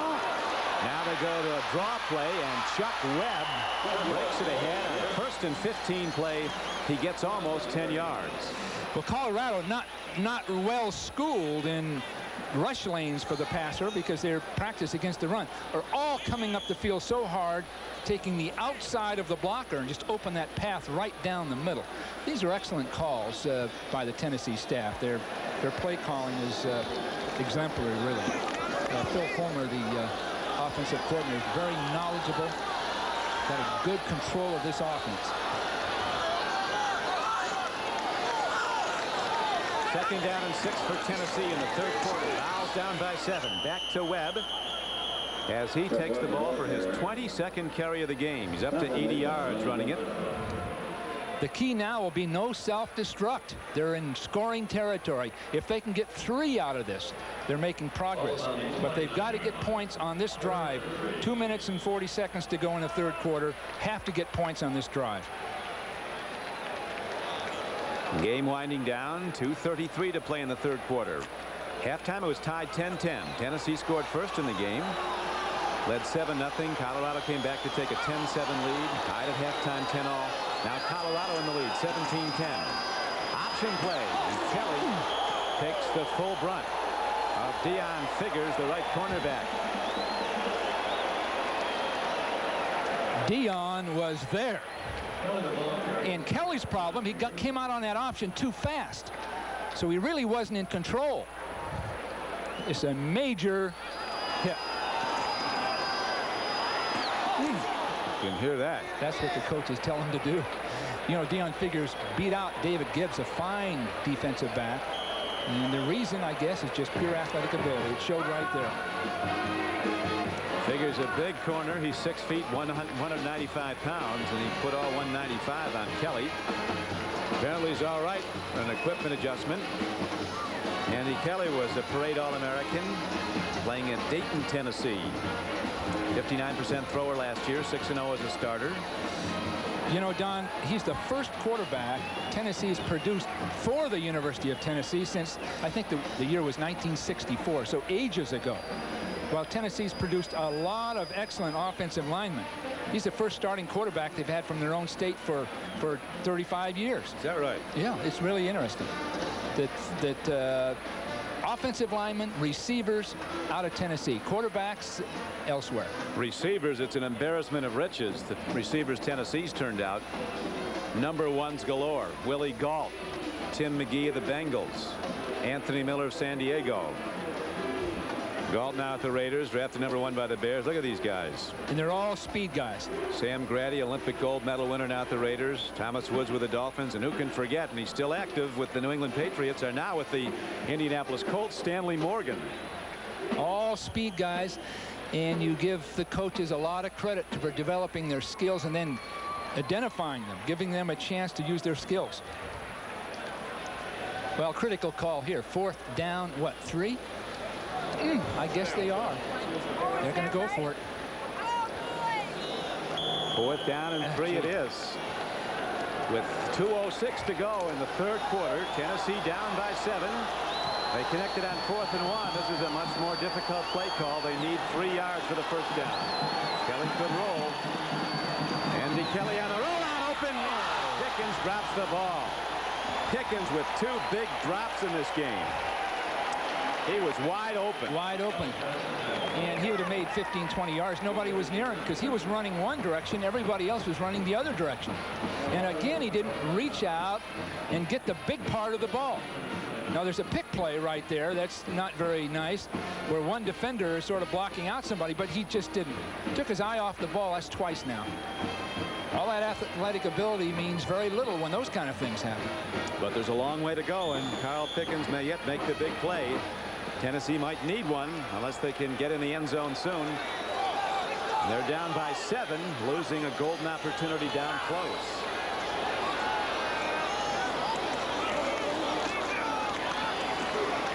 Michael Simmons runs the ball across the 30 on 1st down. Tackled by Ernest Fields.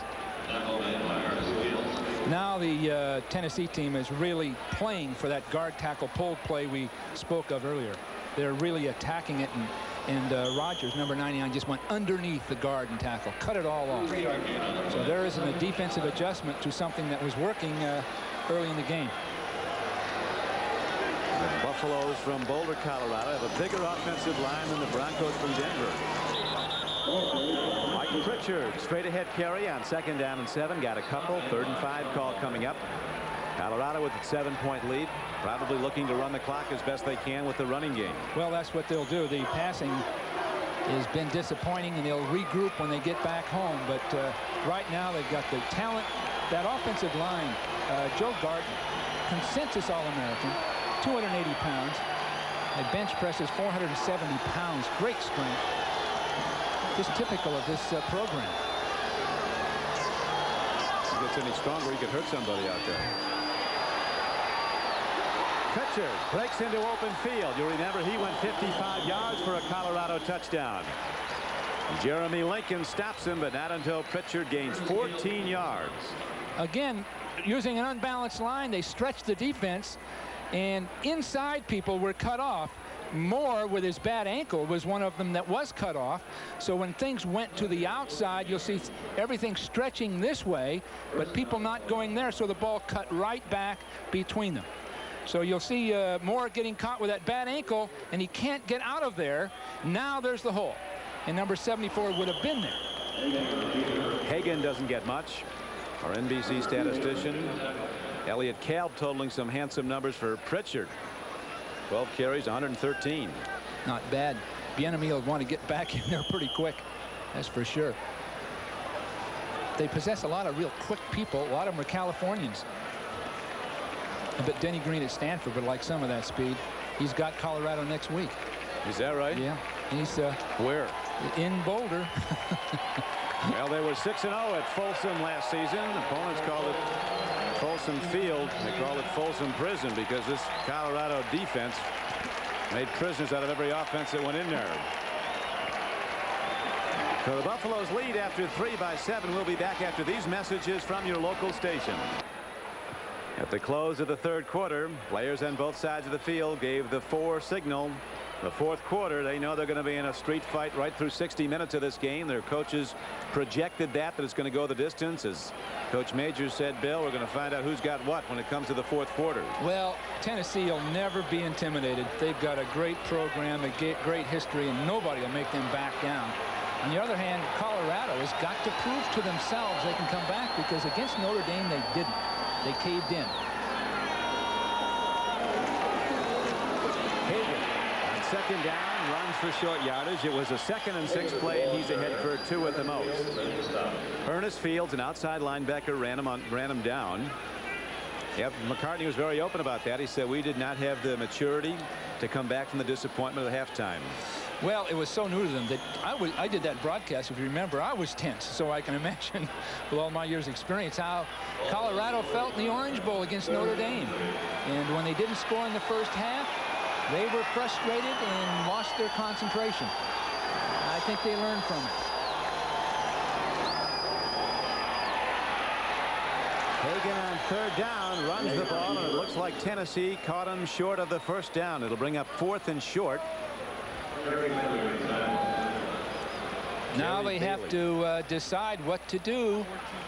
Don't be surprised if Bill McCartney doesn't go for it.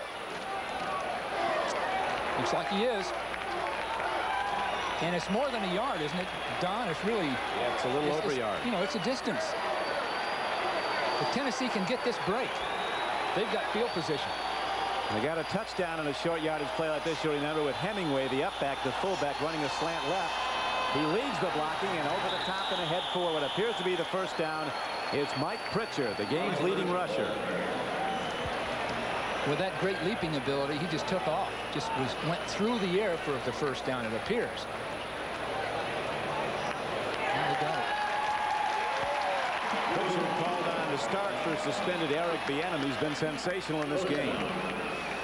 Well, that depth in the Colorado offensive scheme is so helpful because when Bieniemy returns, they're going to have enough guys to really stay fresh.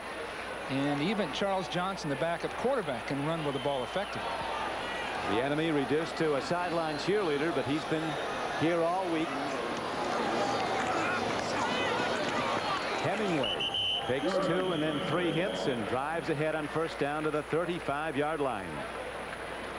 Well, the offensive people on both teams are so active, and that time Vanderpool pulled from here through. They got the full pull, and they get people in front of the ball carrier.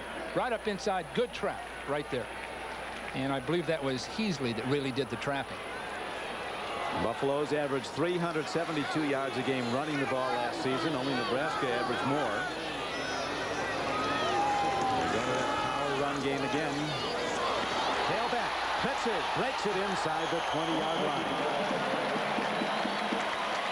Mark Fletcher, the strong safety for Tennessee, stopped him from going the distance as it was. Pritchard got 17. Again, cutback plays in the middle. Cutting one man off and then letting the others overrun it. And that's just what happened one more time. So all you need is one man out of that pursuit, and there's a gap in the defense, and that quickness takes it. I'll tell you one guy, Bill, that'll be practicing extra hard this week is Bieniemy, who was the starting tailback. Pritchard, look at his numbers. 132. 14 carries. 132. Now this is a... That might be the umpire. That's usually the guy that gets it in the middle of the group. The turnout blocking on the backside. Oh, he gets it from behind. That's smarts.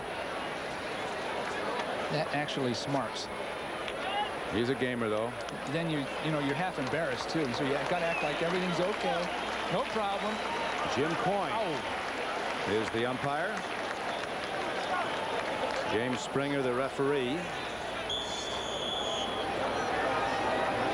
Well, Tennessee's in trouble at this point because three points on a field goal could make it really tough to come back. And especially if Colorado takes another 3 or 4 minutes off the clock before they score.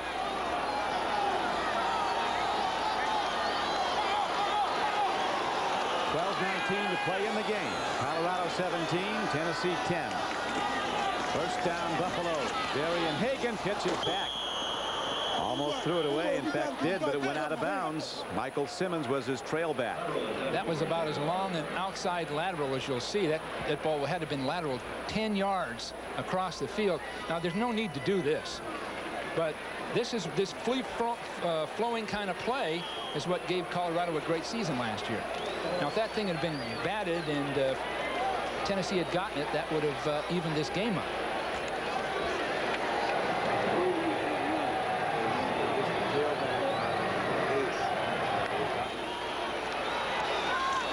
On 2nd and 10, Pritchard gets the ball. Moves it down to the 5-yard line. He gained 3. all that wide field and stretching it out and then breaking between people with that speed. Colorado's tactics are pretty darn good because Tennessee naturally is going to be fatiguing in this fourth quarter. They're not going to be as quick as they were, especially two-a-day practices. Just the last 2 weeks, they can't have the quickness that they normally would have during the year. There's got to be some fatigue. Colorado from the Big 8, Tennessee from the SEC, and the officials are from the Pac-10. This is the 11th play of Colorado's drive. Hagan throws. He has an open man, but the ball is tipped away.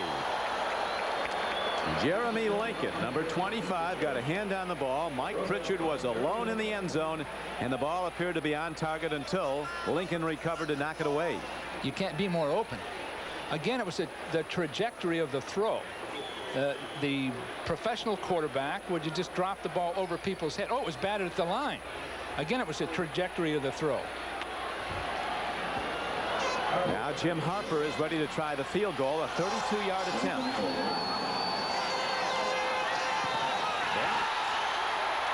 By the Vols. They'll take over the ball, trailing by 7 with a lot of time to play. It looked like J.J. McCleskey, who had an interception earlier in the game, was the man who blocked the field goal attempt. Every time there's been a placement kick, both teams have been in trouble. We've had a number of them blocked, almost blocked, and this is a part of the game that just takes some refinement. But you see the up back on the left, I didn't get the number, but one man inside of him and one man outside of him. So we'll be back after this.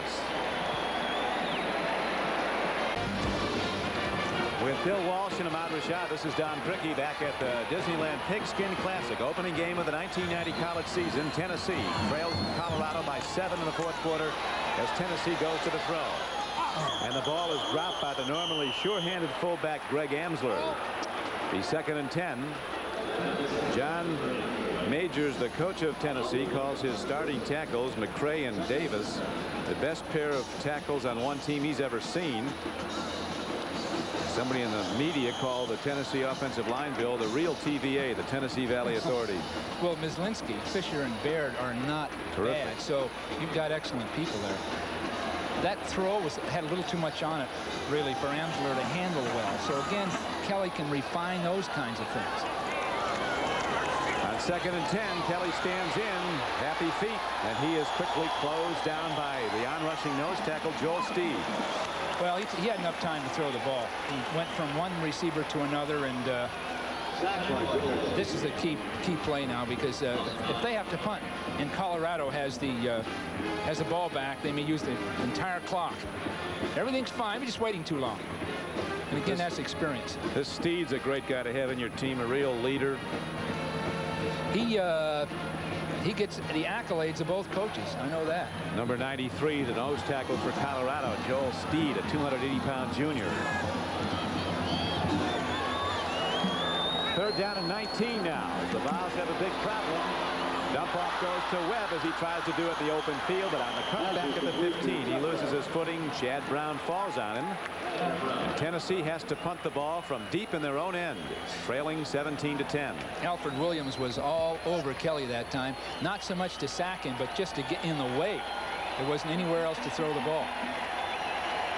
You know, the part of this game, Don, $400,000 goes to a coach's retirement plan. And that's one of the reasons that Johnny Majors and Bill McCartney accepted this game. They're getting it started. So often, assistant coaches just don't have the kind of retirement they need. McClellan breaks into open field. Abe McClellan inside the 10, and he takes it in, putting the tapper on a sensational performance.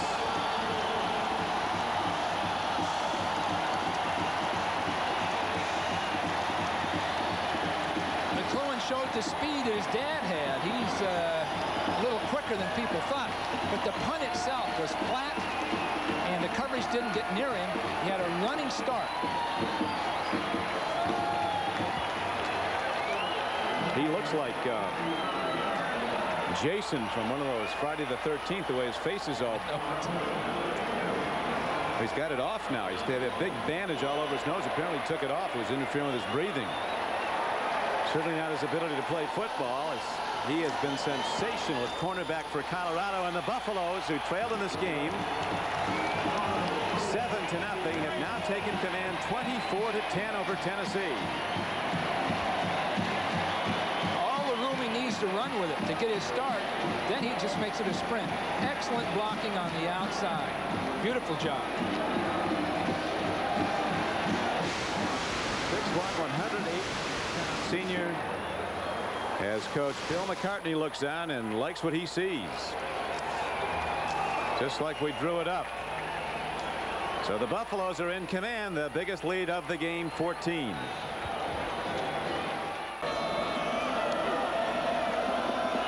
Colorado, after taking a 24-10 lead on a punt return for a touchdown by Dave McClellan, now kicks off. Here's Pickens.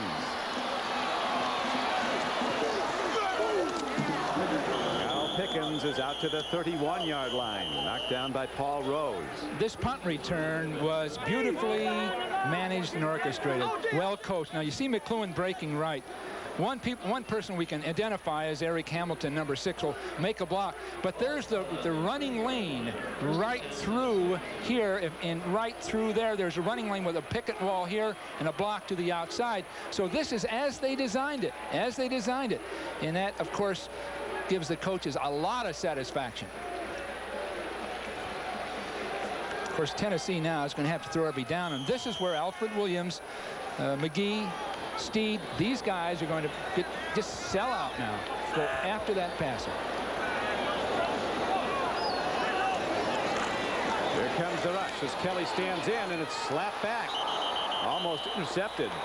Gary Howe got a hand at it, and Alfred Williams, who was a standout basketball player and played varsity one season at Colorado, almost caught the ball. You can't just, as a quarterback, look at a man and then throw him the ball. Most often, a short pass like that, the quarterback has to move, then throw it, so that someone can't zero in, jump up, and block it.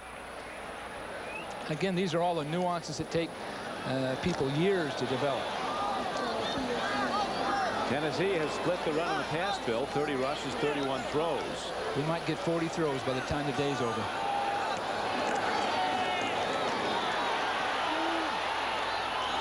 Andy Kelly did well to release that ball. Gary Howe, McGee, and Williams all on him. Davis, McGee, and Alfred Williams, the outside backers, are now coming as pass rushers. They're just coming every snap of the ball. I'm sure Johnny Majors, with 132 yards out of those over 30 attempts, is not going to be pleased with it. Now, if they had 300 yards, then you'd have a potent passing game. But right now, the heat is really on. And when you're behind by this, you have to almost gamble with a trap play or something up inside. Webb is in the game. He's their trap runner, their tailback, a line behind Kelly, but he's now set up as a pass blocker. Kelly throws and makes the completion. Nicely done. Connection to Alvin Harper for a first down. That was well done. Now it's a matter of the pass protectors just getting their job done. And you've got some excellent people there we've talked about throughout the afternoon. They're going to have to keep those people from pushing into the quarterback. You can't have any more blocked passes. Well, there's been a lot of block passes, a lot of block kicks in this game.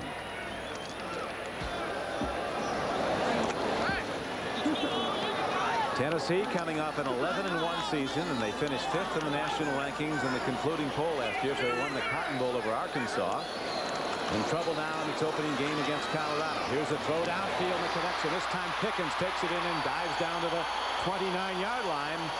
So the Volunteers, after a couple of drops by Carl Pickens, get the big play from this sensational sophomore receiver. Good for a 27-yard gain. He went for that one, Don. He went inside for the ball. So he's learning in just this little experience. He's got to keep his eye on it, got to concentrate. Good pass protection. Good protection here. Out of bounds. Well done. Well, they're still in it. Didn't get a quick touchdown. Vols have the passing game in sync as they move the ball down the field now. A lot of time still to be played. 8:58 to go in the game. Pickens has got great athletic ability, and he's going to come up the field and break to the inside. And there's been a hole in this defense all day, right there between linebackers in front of safeties.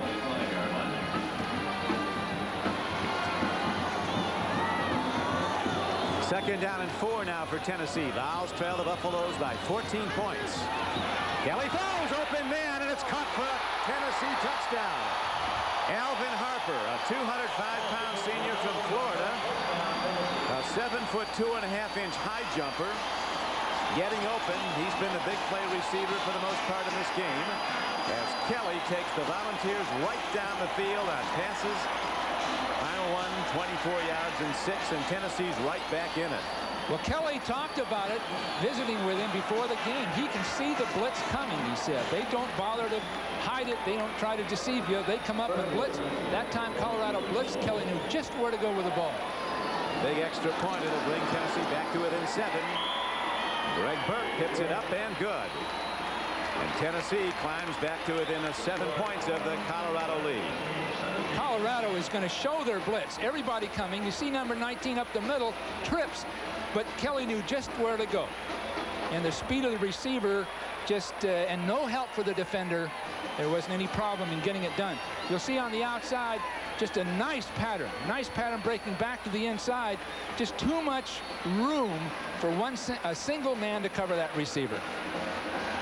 McCartney's, you know, your emotions can take incredible swings in sports, and Bill McCartney just had a swing. That single blitz, I can't recall that blitz before in the game. So Kelly saw it, and Tennessee was ready. Bill Walsh, you said to the Tennessee coaches yesterday that when they drew up their game plan, you wouldn't be surprised to see him throw it 40 times. They said, no, we won't be doing that. Well, they're up to 36 now 36. And counting. And they'll get another chance. They'll get to the 40. Now the key will be Colorado and them controlling the ball. Joey Chapman now put in to kick off. He's been punting. Here's a spinning kick downfield. Taken by Dwayne Davis. He loses the ball. And there'll be some gnashing of teeth at the bottom of that pile. Can lose an arm in there. That is a pile. It does draw a crowd. Vols think they have it. And the Vols do have it.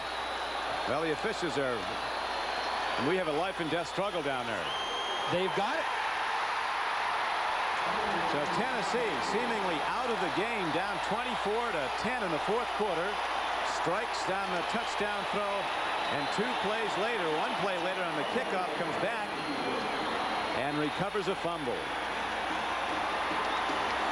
That wasn't even close. There's the ball. Oh. Lee Wood looks to be the man who got the fumble for the Volunteers. That wasn't even close to a catch. I don't know if there's sun involved or anything, but it was just totally mishandled. They're not hard to drop. Gee.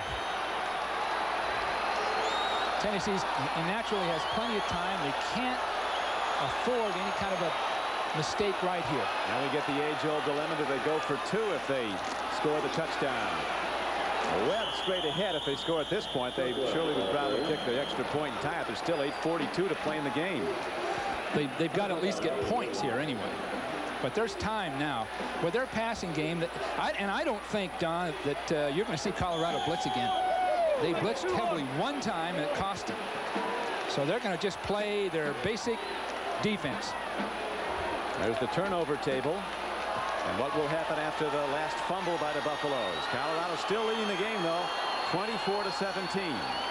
Tennessee with 2nd down and 7 at the 16-yard line of the Buffaloes. Kelly gets time. Lost it into the end zone. Tip ball intercepted. Colorado picks it up. Looked like Tim James, the strong safety, gets a tip ball. It was James. And so Colorado comes back and makes Tennessee turn it over. Oh, boy.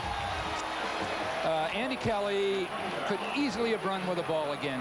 He might not have gotten more than 4 or 5 yards, but to throw it up into a crowd of people, there's no need to do that. Now you see him move out of the pocket. Good judgment so far. Now just to throw up in through that crowd and hope for the best, there's no need to do that. They almost got lucky with it, but 3 Colorado people hit that ball before the play was over.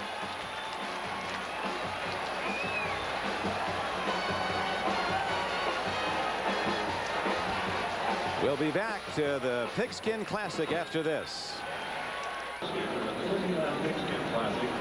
Back to the Pigskin Classic with 7:57 to play in the game, and Colorado, its lead threatened, takes the ball back on an interception of Andy Kelly of Tennessee. Ball picked up by the strong safety Tim James, a standout player in the Big 8 throughout his entire career at Colorado. He's now a senior. But still, Bill Walsh, there's time for them to get the ball back to the Vols and get back in it. If they can get 3 and out here or close to it, they'll come right back.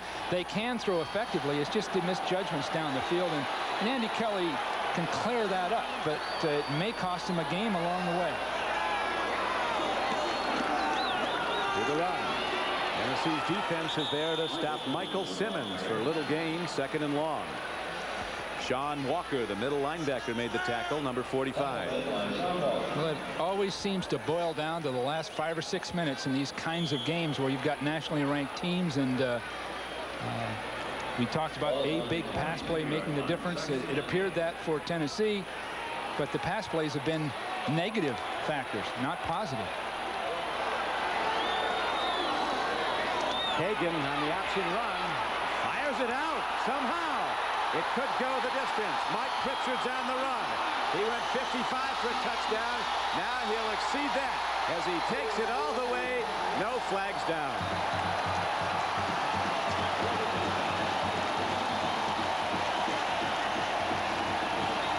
Well, you know, we talked about Hagan making those kind of judgments and questioning it. That was a left-handed pitch. He can pitch the ball with either hand, but that kind of a decision, we talked about it winning games last year, the judgment of doing it this year, and did it pay off? There 78 yards, and this is Pritchard has speed. That sprint for him down that sideline. 78 yards. Look at these numbers, Bill, for Pritchard. 215, 16 carries, 2 touchdowns. The enemy had better be ready when he comes back next week. The extra point is up and good, and again Tennessee finds itself in that 14-point hole. Volunteers down to Colorado 31-17, and still 7:11 left to play. This pitch is phenomenal. Going down, pitching the ball way outside like that. Now that's the accuracy of that ambidextrous throw. Left-handed he did that with. Now watch that sprint for him. He's not going to get caught. What a shocker. Tennessee is celebrating 1 second, and the next second they watch Pritchard come floating by him.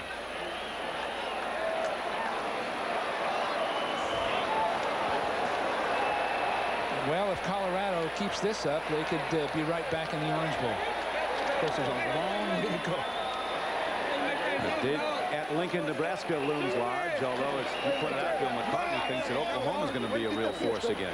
He talked about people visiting campuses, and Oklahoma only had 38 athletes visit their campus, but they got 18 commitments, which they feel, the people in recruiting feel, was phenomenal. So they are back, and they will be tough. Because of the NCAA sanction against them, they only allowed 50 official visits. Normally they're allowed 80, I think, or 85. Right. A lot of things are being done now to cut back on the lengths people go to win in college football. By and large, they're good. But I say again, they must improve or increase the amount of aid the athlete gets so he can subsist like other students. Kyle Pickens runs it back. Coverage was right there. Everybody in their channel on the kick coverage for Colorado, and they turned him back and threw him down. Opening day of the National Football League is Sunday, September 9th, and it kicks off on NBC with NFL Live at 12:30 Eastern Time. A doubleheader day on NBC, leading off with a game at Soldier Field between the Seahawks and the Chicago Bears. Then some great doubleheader games. Check your area, the local listings for the game in your area. A doubleheader day, including the Steelers and the Browns at Cleveland. Well, that Raider-Denver game looks like a big one, too. Boy, it's on the line that first week. Houston goes to Atlanta. Jets at Cincinnati. Here's a quick out. Goes to Carl Pickens. He's ahead for a first down and more, as Pickens now comes alive, making plays down the stretch of this game. He had those 2 big drops earlier, one for a short touchdown. Well, Tennessee's got the ability to do it with their speed. That play for the touchdown, the 78-yard run, Do you think that's a warning and a reminder to everybody that meets Colorado? Never let Hagan alone. Never give him a chance to pitch outside, even if he's being tackled. And you've got to stay on the pitch, man. You can't drop him. And in this case, Tennessee dropped it. Amsler, the fullback, swings it out, gets downfield and gets out of bounds to stop the clock after first inning of first down for Tennessee. Now we're going to see the incredible feat, Darian Fagan jumping inside a man, outside a man, over a man, then pitching. Tennessee defense did not stay with the pitch man, or it might have blown up in Colorado's face, could have been intercepted, but they dropped their coverage in a sense on the pitch man. He had to dodge 3 people before he pitched that ball. And Andy Kelly set the pitch now at first down and 10. Tennessee down by 14. Over the middle throw. He's got Elvin Harper. He's quickly taken down at the 49-yard line by Dave McClellan, who had that sensational punt return for a Colorado touchdown. Last year, Colorado had a great kick returner, and Jeff Campbell, he's now at the Lions. In fact, ran back a punt 85 yards the other night for a touchdown. People didn't think he'd be big enough to play NFL football. Apparently so. Elvin Harper into the seam, and Andy Kelly right on target with the ball. Well, keep it going, Tennessee. A touchdown here. Who knows?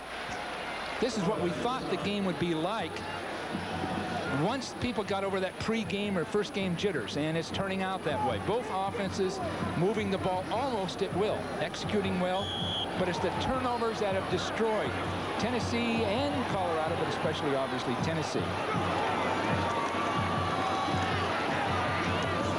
Kelly throws it away. Coverage was there. Throwing in the area of the ever-dangerous Dave McClellan, who has both an interception today and a punt return for a touchdown. You know, you just hate to think of these young guys leaving college campuses before they've completed their education, as so many of them are thinking of doing or attempting to do now. So few really make it in the National Football League. And that leaves some lost souls out there without their scholarship, without their classmates. And what do they do then? Well, the NFL vigorously opposed allowing underclassmen to come out. With threat of legal action, they had to do it. Amsler in the open field, heading inside the 20, and he crashes down to the 15-yard line. Beautifully executed screen. Both linemen were outside blocking as the ball was caught, which is legal at the college level, and beautifully done. And Amsler ran straight up the field. Player shaken up might be a defensive back, David Gibbs of Colorado. This is well done by Kelly, too. You see him give ground. Now people are moving outside to the right of the screen. Now watch linemen block. Right now we didn't get a look at that, but they did it beautifully.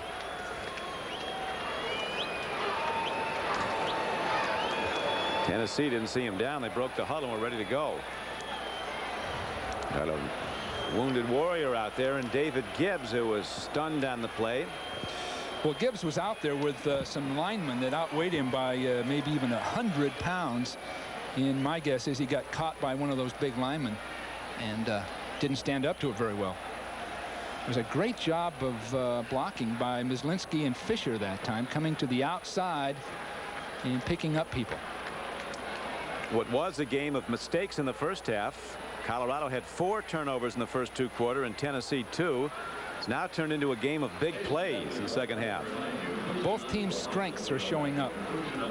But I without limited experience with college football in recent years, but Darian Fagan as a running quarterback, I don't know if there's been a better one.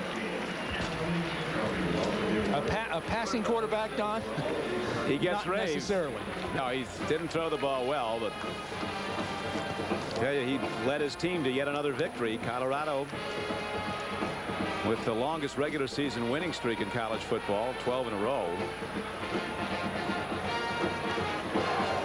Well, if they could just get together something they could count on passing, Colorado would be a prime contender for that #1 rating. They did lose their last game. That was the Orange Bowl, the postseason game. Here's the throw. Touchdown, Tennessee. Great catch. Well executed.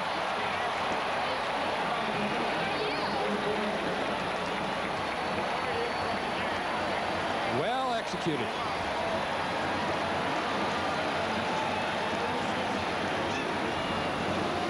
So Coach Majors is like what he's seen on the O side of the ball. It's his defense and special teams that have given up some big plays. That was well executed. Baird came out of there as a guard, had no one to block, and out came Kelly, no one near him, and then a good throw and a good catch.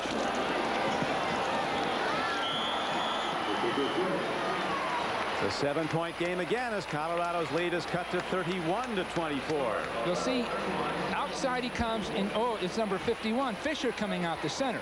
No one to block, but this catch took some doing.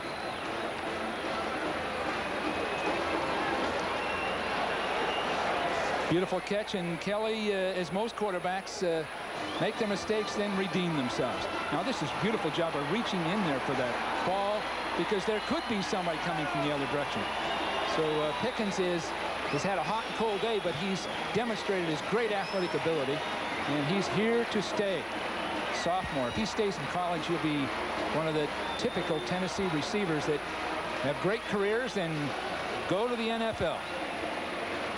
We've got a game and a lot of time left. 5:36 to go. Back to live action. Tennessee after the score. Kicks off. Colorado leading by 7. They'll not bring it out as the kickoff is out of the end zone by Joey Chapman. Coming up is NBC Nightly News. Garrick Utley will be reporting from Amman, Jordan. Mary Alice Williams at the anchor desk in New York. NBC Nightly News coming up following collegiate football. Opening game of the 1990 season. Don Criqui with Bill Walsh and Ahmad Rashad at Anaheim Stadium. The first Disneyland Pigskin Classic, matching two teams ranked in the top 10 in every preseason poll. Two teams that a year ago came within one game each of perfect seasons. Both finished 11-1. Tennessee and Colorado. Buffalo's with the ball in a 7-point lead. Pressure on the Tennessee defense now. Darian Hagan on the option run stays in bounds. Keeps the clock running after a gain of 4. Well, that pitch play might not be part of the arsenal the rest of this game, because one miscue could cost him. But earlier on, that play by Hagan, excuse me, was phenomenal. And I'm sure they're getting a plan together on the other side of the field, because Kelly's going to most likely get one more chance to tie it up or go ahead. Good D by Tennessee as this time they get Pritchard, who's just eaten them alive today with 2 touchdown runs, one of 55 yards, one of 78 yards. You know, Don, it's execution and precision toward the end of these games, because both teams want to win equally bad. And whether you say fourth quarter with your hand raised or some gesture means nothing. It's execution. Right. And Tennessee has not collapsed or let down, even though it looked bad for them just a few minutes ago. Big down now in this game. 3rd down and 7 for Colorado. Hagan on the rollout. Garton's there to protect him. Hagan throws. Incomplete. Colorado has to punt, and Tennessee gets another crack at it with still a substantial amount of time on the clock. 4:21 to play. That stopped the clock. Incomplete pass stops the clock. Gives Tennessee about 25 more seconds when they do get possession. You've got to be careful of incomplete passes when you want to take time off the clock. Talk, Bill, about the General Nealon, the great Tennessee coach of yesteryear, and his axioms of winning football about the team that makes the fewest mistakes wins. Another was, and it takes some thinking when you hear it, close games are usually lost by the losing team, not won by the winning team. So true. Chapman hits it downfield. Pickens has to let it roll, and it takes a big Colorado bounce down to the 26-yard line. So Tennessee has the long field to go, but they've got a chance, down by 7.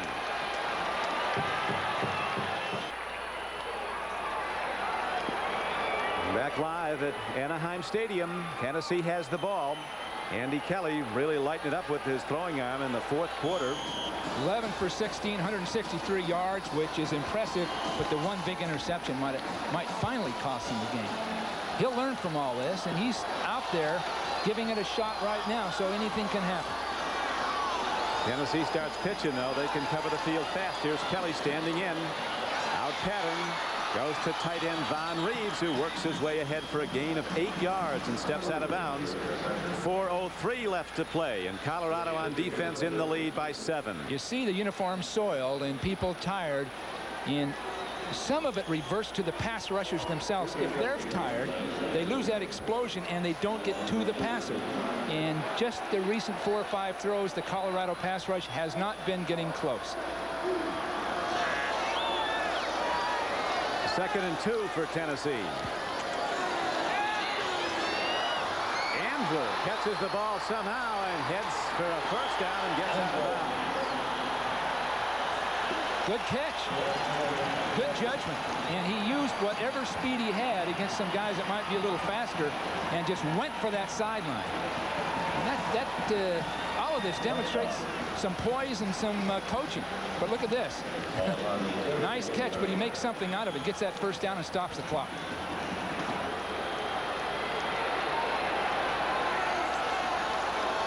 First and 10 for Tennessee.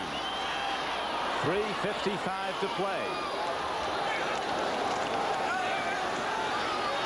Kelly to an open man Pickens, and he's not dropping him anymore. Kyle Pickens in the midst of 3 defenders takes in the ball. He's ahead for a gain of 16 yards and a Tennessee first down. Pickens has come of age. He really has. With that great athletic ability, and now he's seasoned himself in just 1 game. And look how slowly that group in Colorado is coming back. Alfred Williams is barely moving, so he's not doing much right now. Out pattern caught. Now they really he was out of bounds when he got it. Tight end Mark Adams. That TVA, as they call the Tennessee offensive line, the real Tennessee Valley Authority, taking care of Andy Kelly, giving him enough time to operate, and he's getting him downfield. Scary pass. Scary pass. Right. But that 4th quarter hand high with 4 fingers, the Colorado gave, fine. But right now that Colorado defense is not coming off the ball in pass rush. They're tired. So it's not so much how you think you should be, it's just getting the job done. Kelly on 2nd down and 10. Stands in. Pickens has the ball. He's inside the 20. And Kyle Pickens ahead for a Tennessee first down. Best throw, best catch of the game.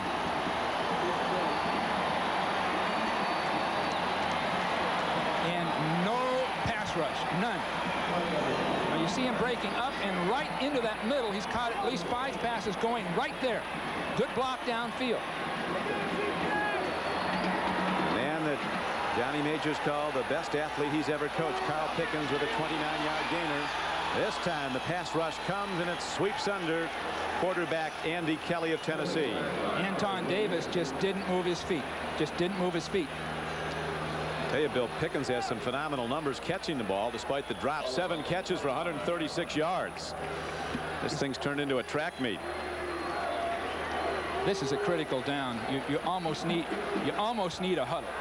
Now Anton Davis, our great prospect, didn't move his feet. It seemed he felt in control of his man. Now good protection. 2nd down and 18.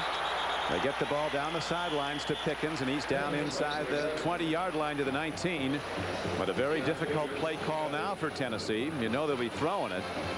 3rd down and 13. Well, they've got 2 downs to get 13 yards, and if they look at it that way, they'll probably be okay. One of those screens would most likely be there because the pass rushers just aren't getting on track. So they're not going to get out to a screen either. So the screen pass or something right up the middle in the way of a trap might have a good chance. It's so easy to say all that, Glenn. Yeah, you've got a lot of them to work. Oh, They've got the great runner that can run that trap in Webb. They need 13. Kelly searches out an open man. Fires near side. There is an open man there. Vince Moore. But they ruled that he had a knee down when he caught the ball. And now a dilemma faces Johnny Majors and the Tennessee coaching staff. 4th down arises. They're down by 7. They have the ball at the 12-yard line of Colorado. Need 4 yards for the first down. Just think that one knee right there. His knee was down. If that ball would have been up 6 inches, they very well might have had a touchdown. Just 6 inches. But still a lot of time remaining as this is slowly evolving into a primetime show in the East. 2:40 to play in the game. 2 minutes and 40 seconds. It was 10-10 at the half. Bill McCartney, the coach of Colorado, called it a high-stakes game. The winner would have a tailwind towards a possible national championship. The loser would have to pick up the pieces. Coming up next, following college football, the NBC Nightly News with Garrick Utley reporting from Amman, Jordan. Mary Alice Williams in New York. Well, all of that practice comes down to one play, and this is how we thought it might be. Not that we've got a crystal ball, but we knew both teams would sooner or later get on track offensively.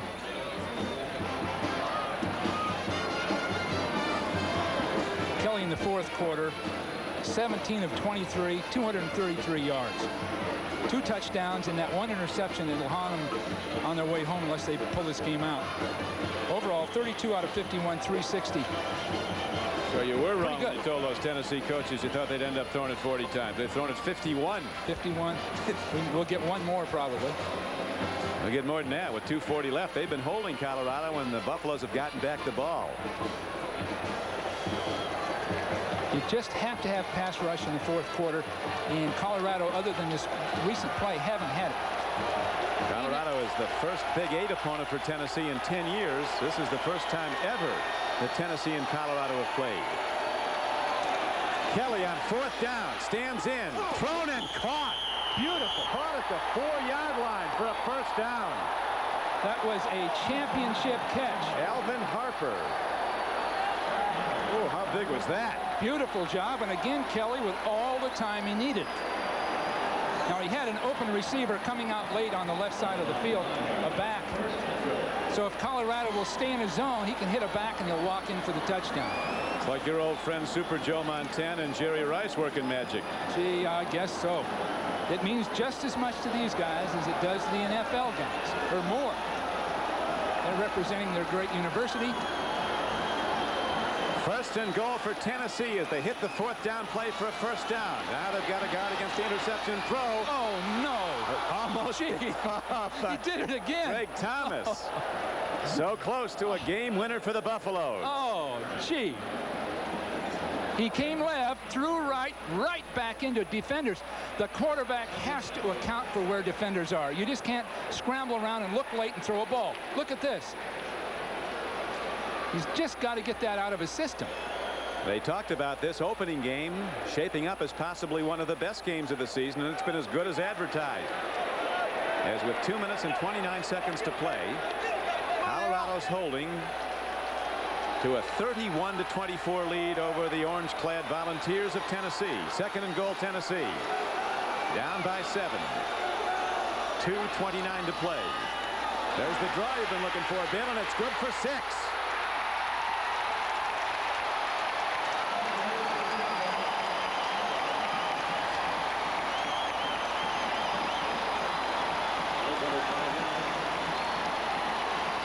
Beautifully done. Excellent call. There had to be a run sooner or later. And that Colorado defense is tired. And people are just standing in the way. They're fatigued. Part of it, the two-a-days. Part of it, the kind of game it's been, because there's been over 50 passes thrown and 50 pass rushes because of it. But they fatigued. Hemingway wrote about the moment of truth in the bull ring. This is it on the football field. They're going to know they're not going to go for 2. They're going to kick the extra point and tie it up with. They'll get the ball back, Ron. I think they feel they'll get the ball back. First of all, it's 65% against when you go for 2 that you'll make it. That judgment was fine by me because Colorado does not throw well. If they try, they'll likely have incomplete passes. Tennessee will get another shot. And that's good judgment by Johnny Majors. It puts the heat on Colorado because Colorado doesn't want to tie. And Tennessee is now the team with advantage. They throw so much better than Colorado does. I remember so vividly that Orange Bowl, January 1, 1984. Number 1 Nebraska, unbeaten and untied against 4th-ranked Miami of Florida and Bernie Kosar.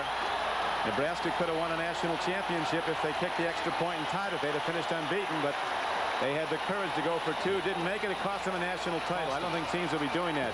No, that is bravado.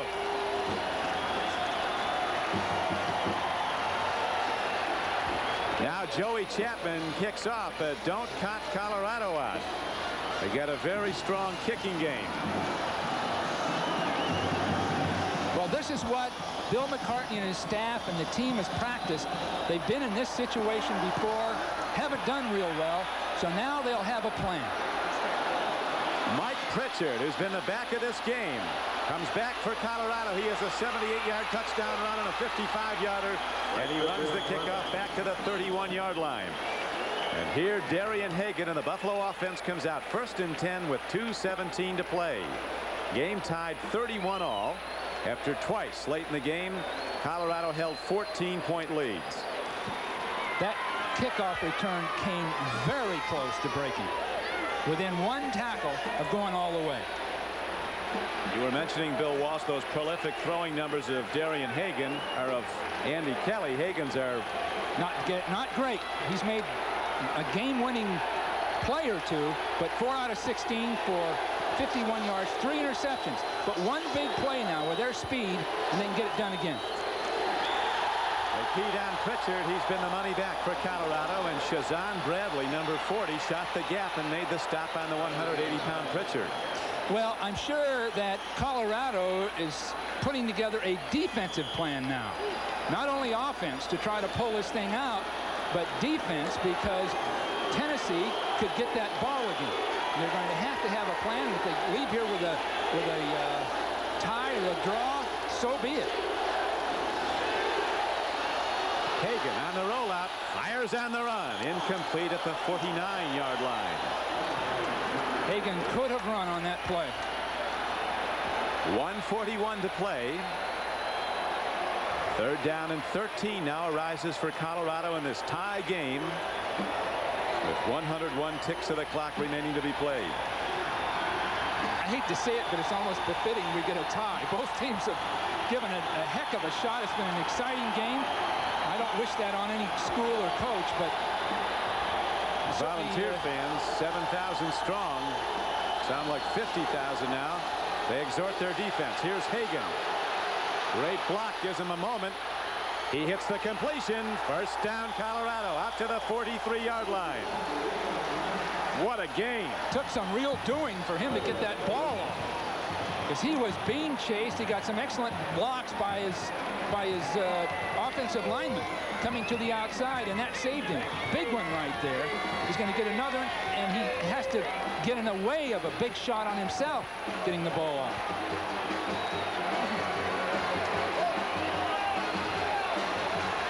First down and 10, Colorado. Game tied 31-all. 1:31 to play. Up the middle, they run the ball to the 49. Gain of 5 yards. What would it take, Don, to get a field goal out of this now? If they get to about the 30-yard line, 40, about the 30-yard line, they've got a chance to win it with a field goal. So they need 20 yards approximately.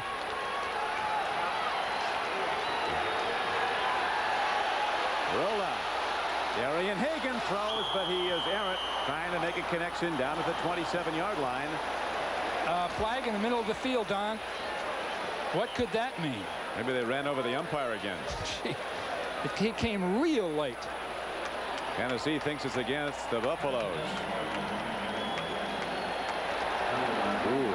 Well, it took him a long time to get the ball off, and it could be that someone, his pulling guard or something, could have been down the field.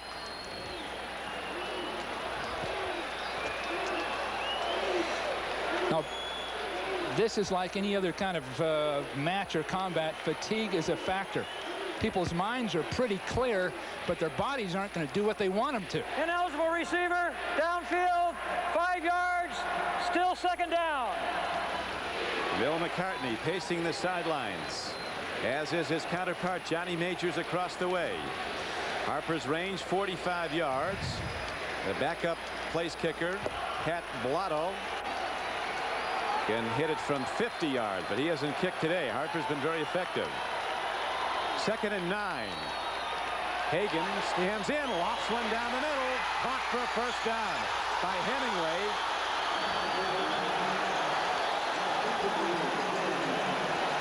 They're waving that off. Looked like a catch, but apparently they're ruling it incomplete. Boy, it looked like he caught that, didn't it? course, from where we are, you can't be sure, but it was a well-executed play, good protection, nicely thrown. Definitely caught it. There, he's got the ball. He's got the ball.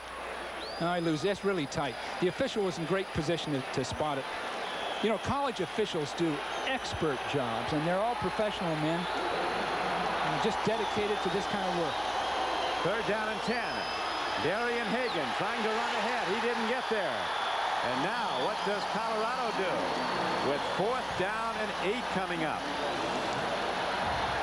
You know, the option play at this point, Don, I wouldn't necessarily want to concede for the tie, but I wouldn't want to give this game up either. So Hagan on his option play has got as good a chance for Colorado as anything. Last timeout. There's the McCartney family on the sideline.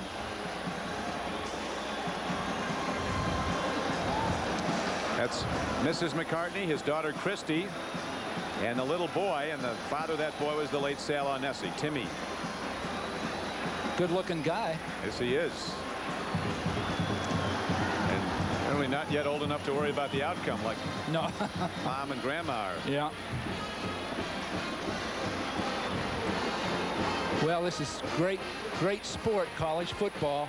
This is, you know, throughout my entire career, I've always felt that the game itself started right here. This is the foundation of football. And these two schools, great universities, fine programs, solid programs, honest programs are the core of football. Well, they come right down now to 39 seconds to play, and Colorado's going to punt the ball and make Tennessee put it up in the air to try to get in field goal range with 39 seconds to play in this tie game. 31 all. 2 top 10 teams in every preseason poll. Colorado number 1 in 2 preseason polls and almost number 1 at the end of last season. Downfield punt, and here's Pickens. Down to the 23-yard line. As you pointed out, Bill, a tie might be fitting. I'd hate to see it, but both teams are deserving of a win or even conceivably a loss with some of the mistakes. But great game. What a game to start the serious football season with. Like somebody said, a tie is like kissing your sister, but that's better than kissing your brother, right? I never understood that. I'll take a tie. Yeah, they're both in the national championship hunt if they come out of a deadlock, but we have 30 seconds to go, and the way this one's been going, we could have another 6. Perhaps 3, and here is Webb on the draw. Heading for the sidelines, and they'll cut him down, and now a penalty marker comes in, thrown way in by the back judge. Might be a holding. Way down the field, he might have his eye on one of the flankers' blocks or something.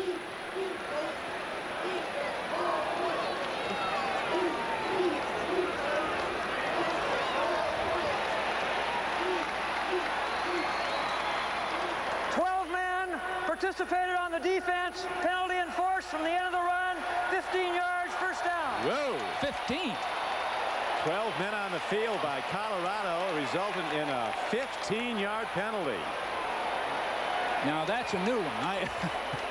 I'm sorry if I don't know all the college rules, but 15 yards for 12 men.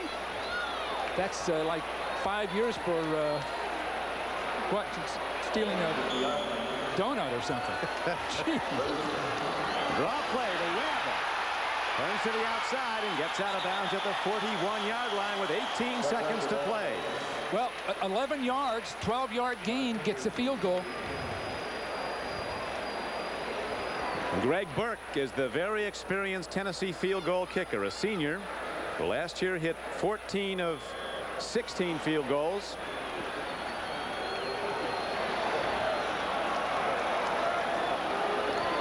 Webb just went over 100 yards rushing with that carry. 26 carries for 109 yards. Second down and less than 2, but time is of the essence now. 18 seconds to play. Kelly Rex, they get his arm as he releases the ball. It's incomplete.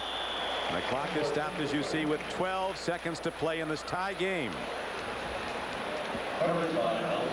Well, they can get up the middle with that draw play to Webb anytime they want, because Colorado is weary. They're not getting off blocks. And if you look closely, those uniforms are soiled and they're worn out.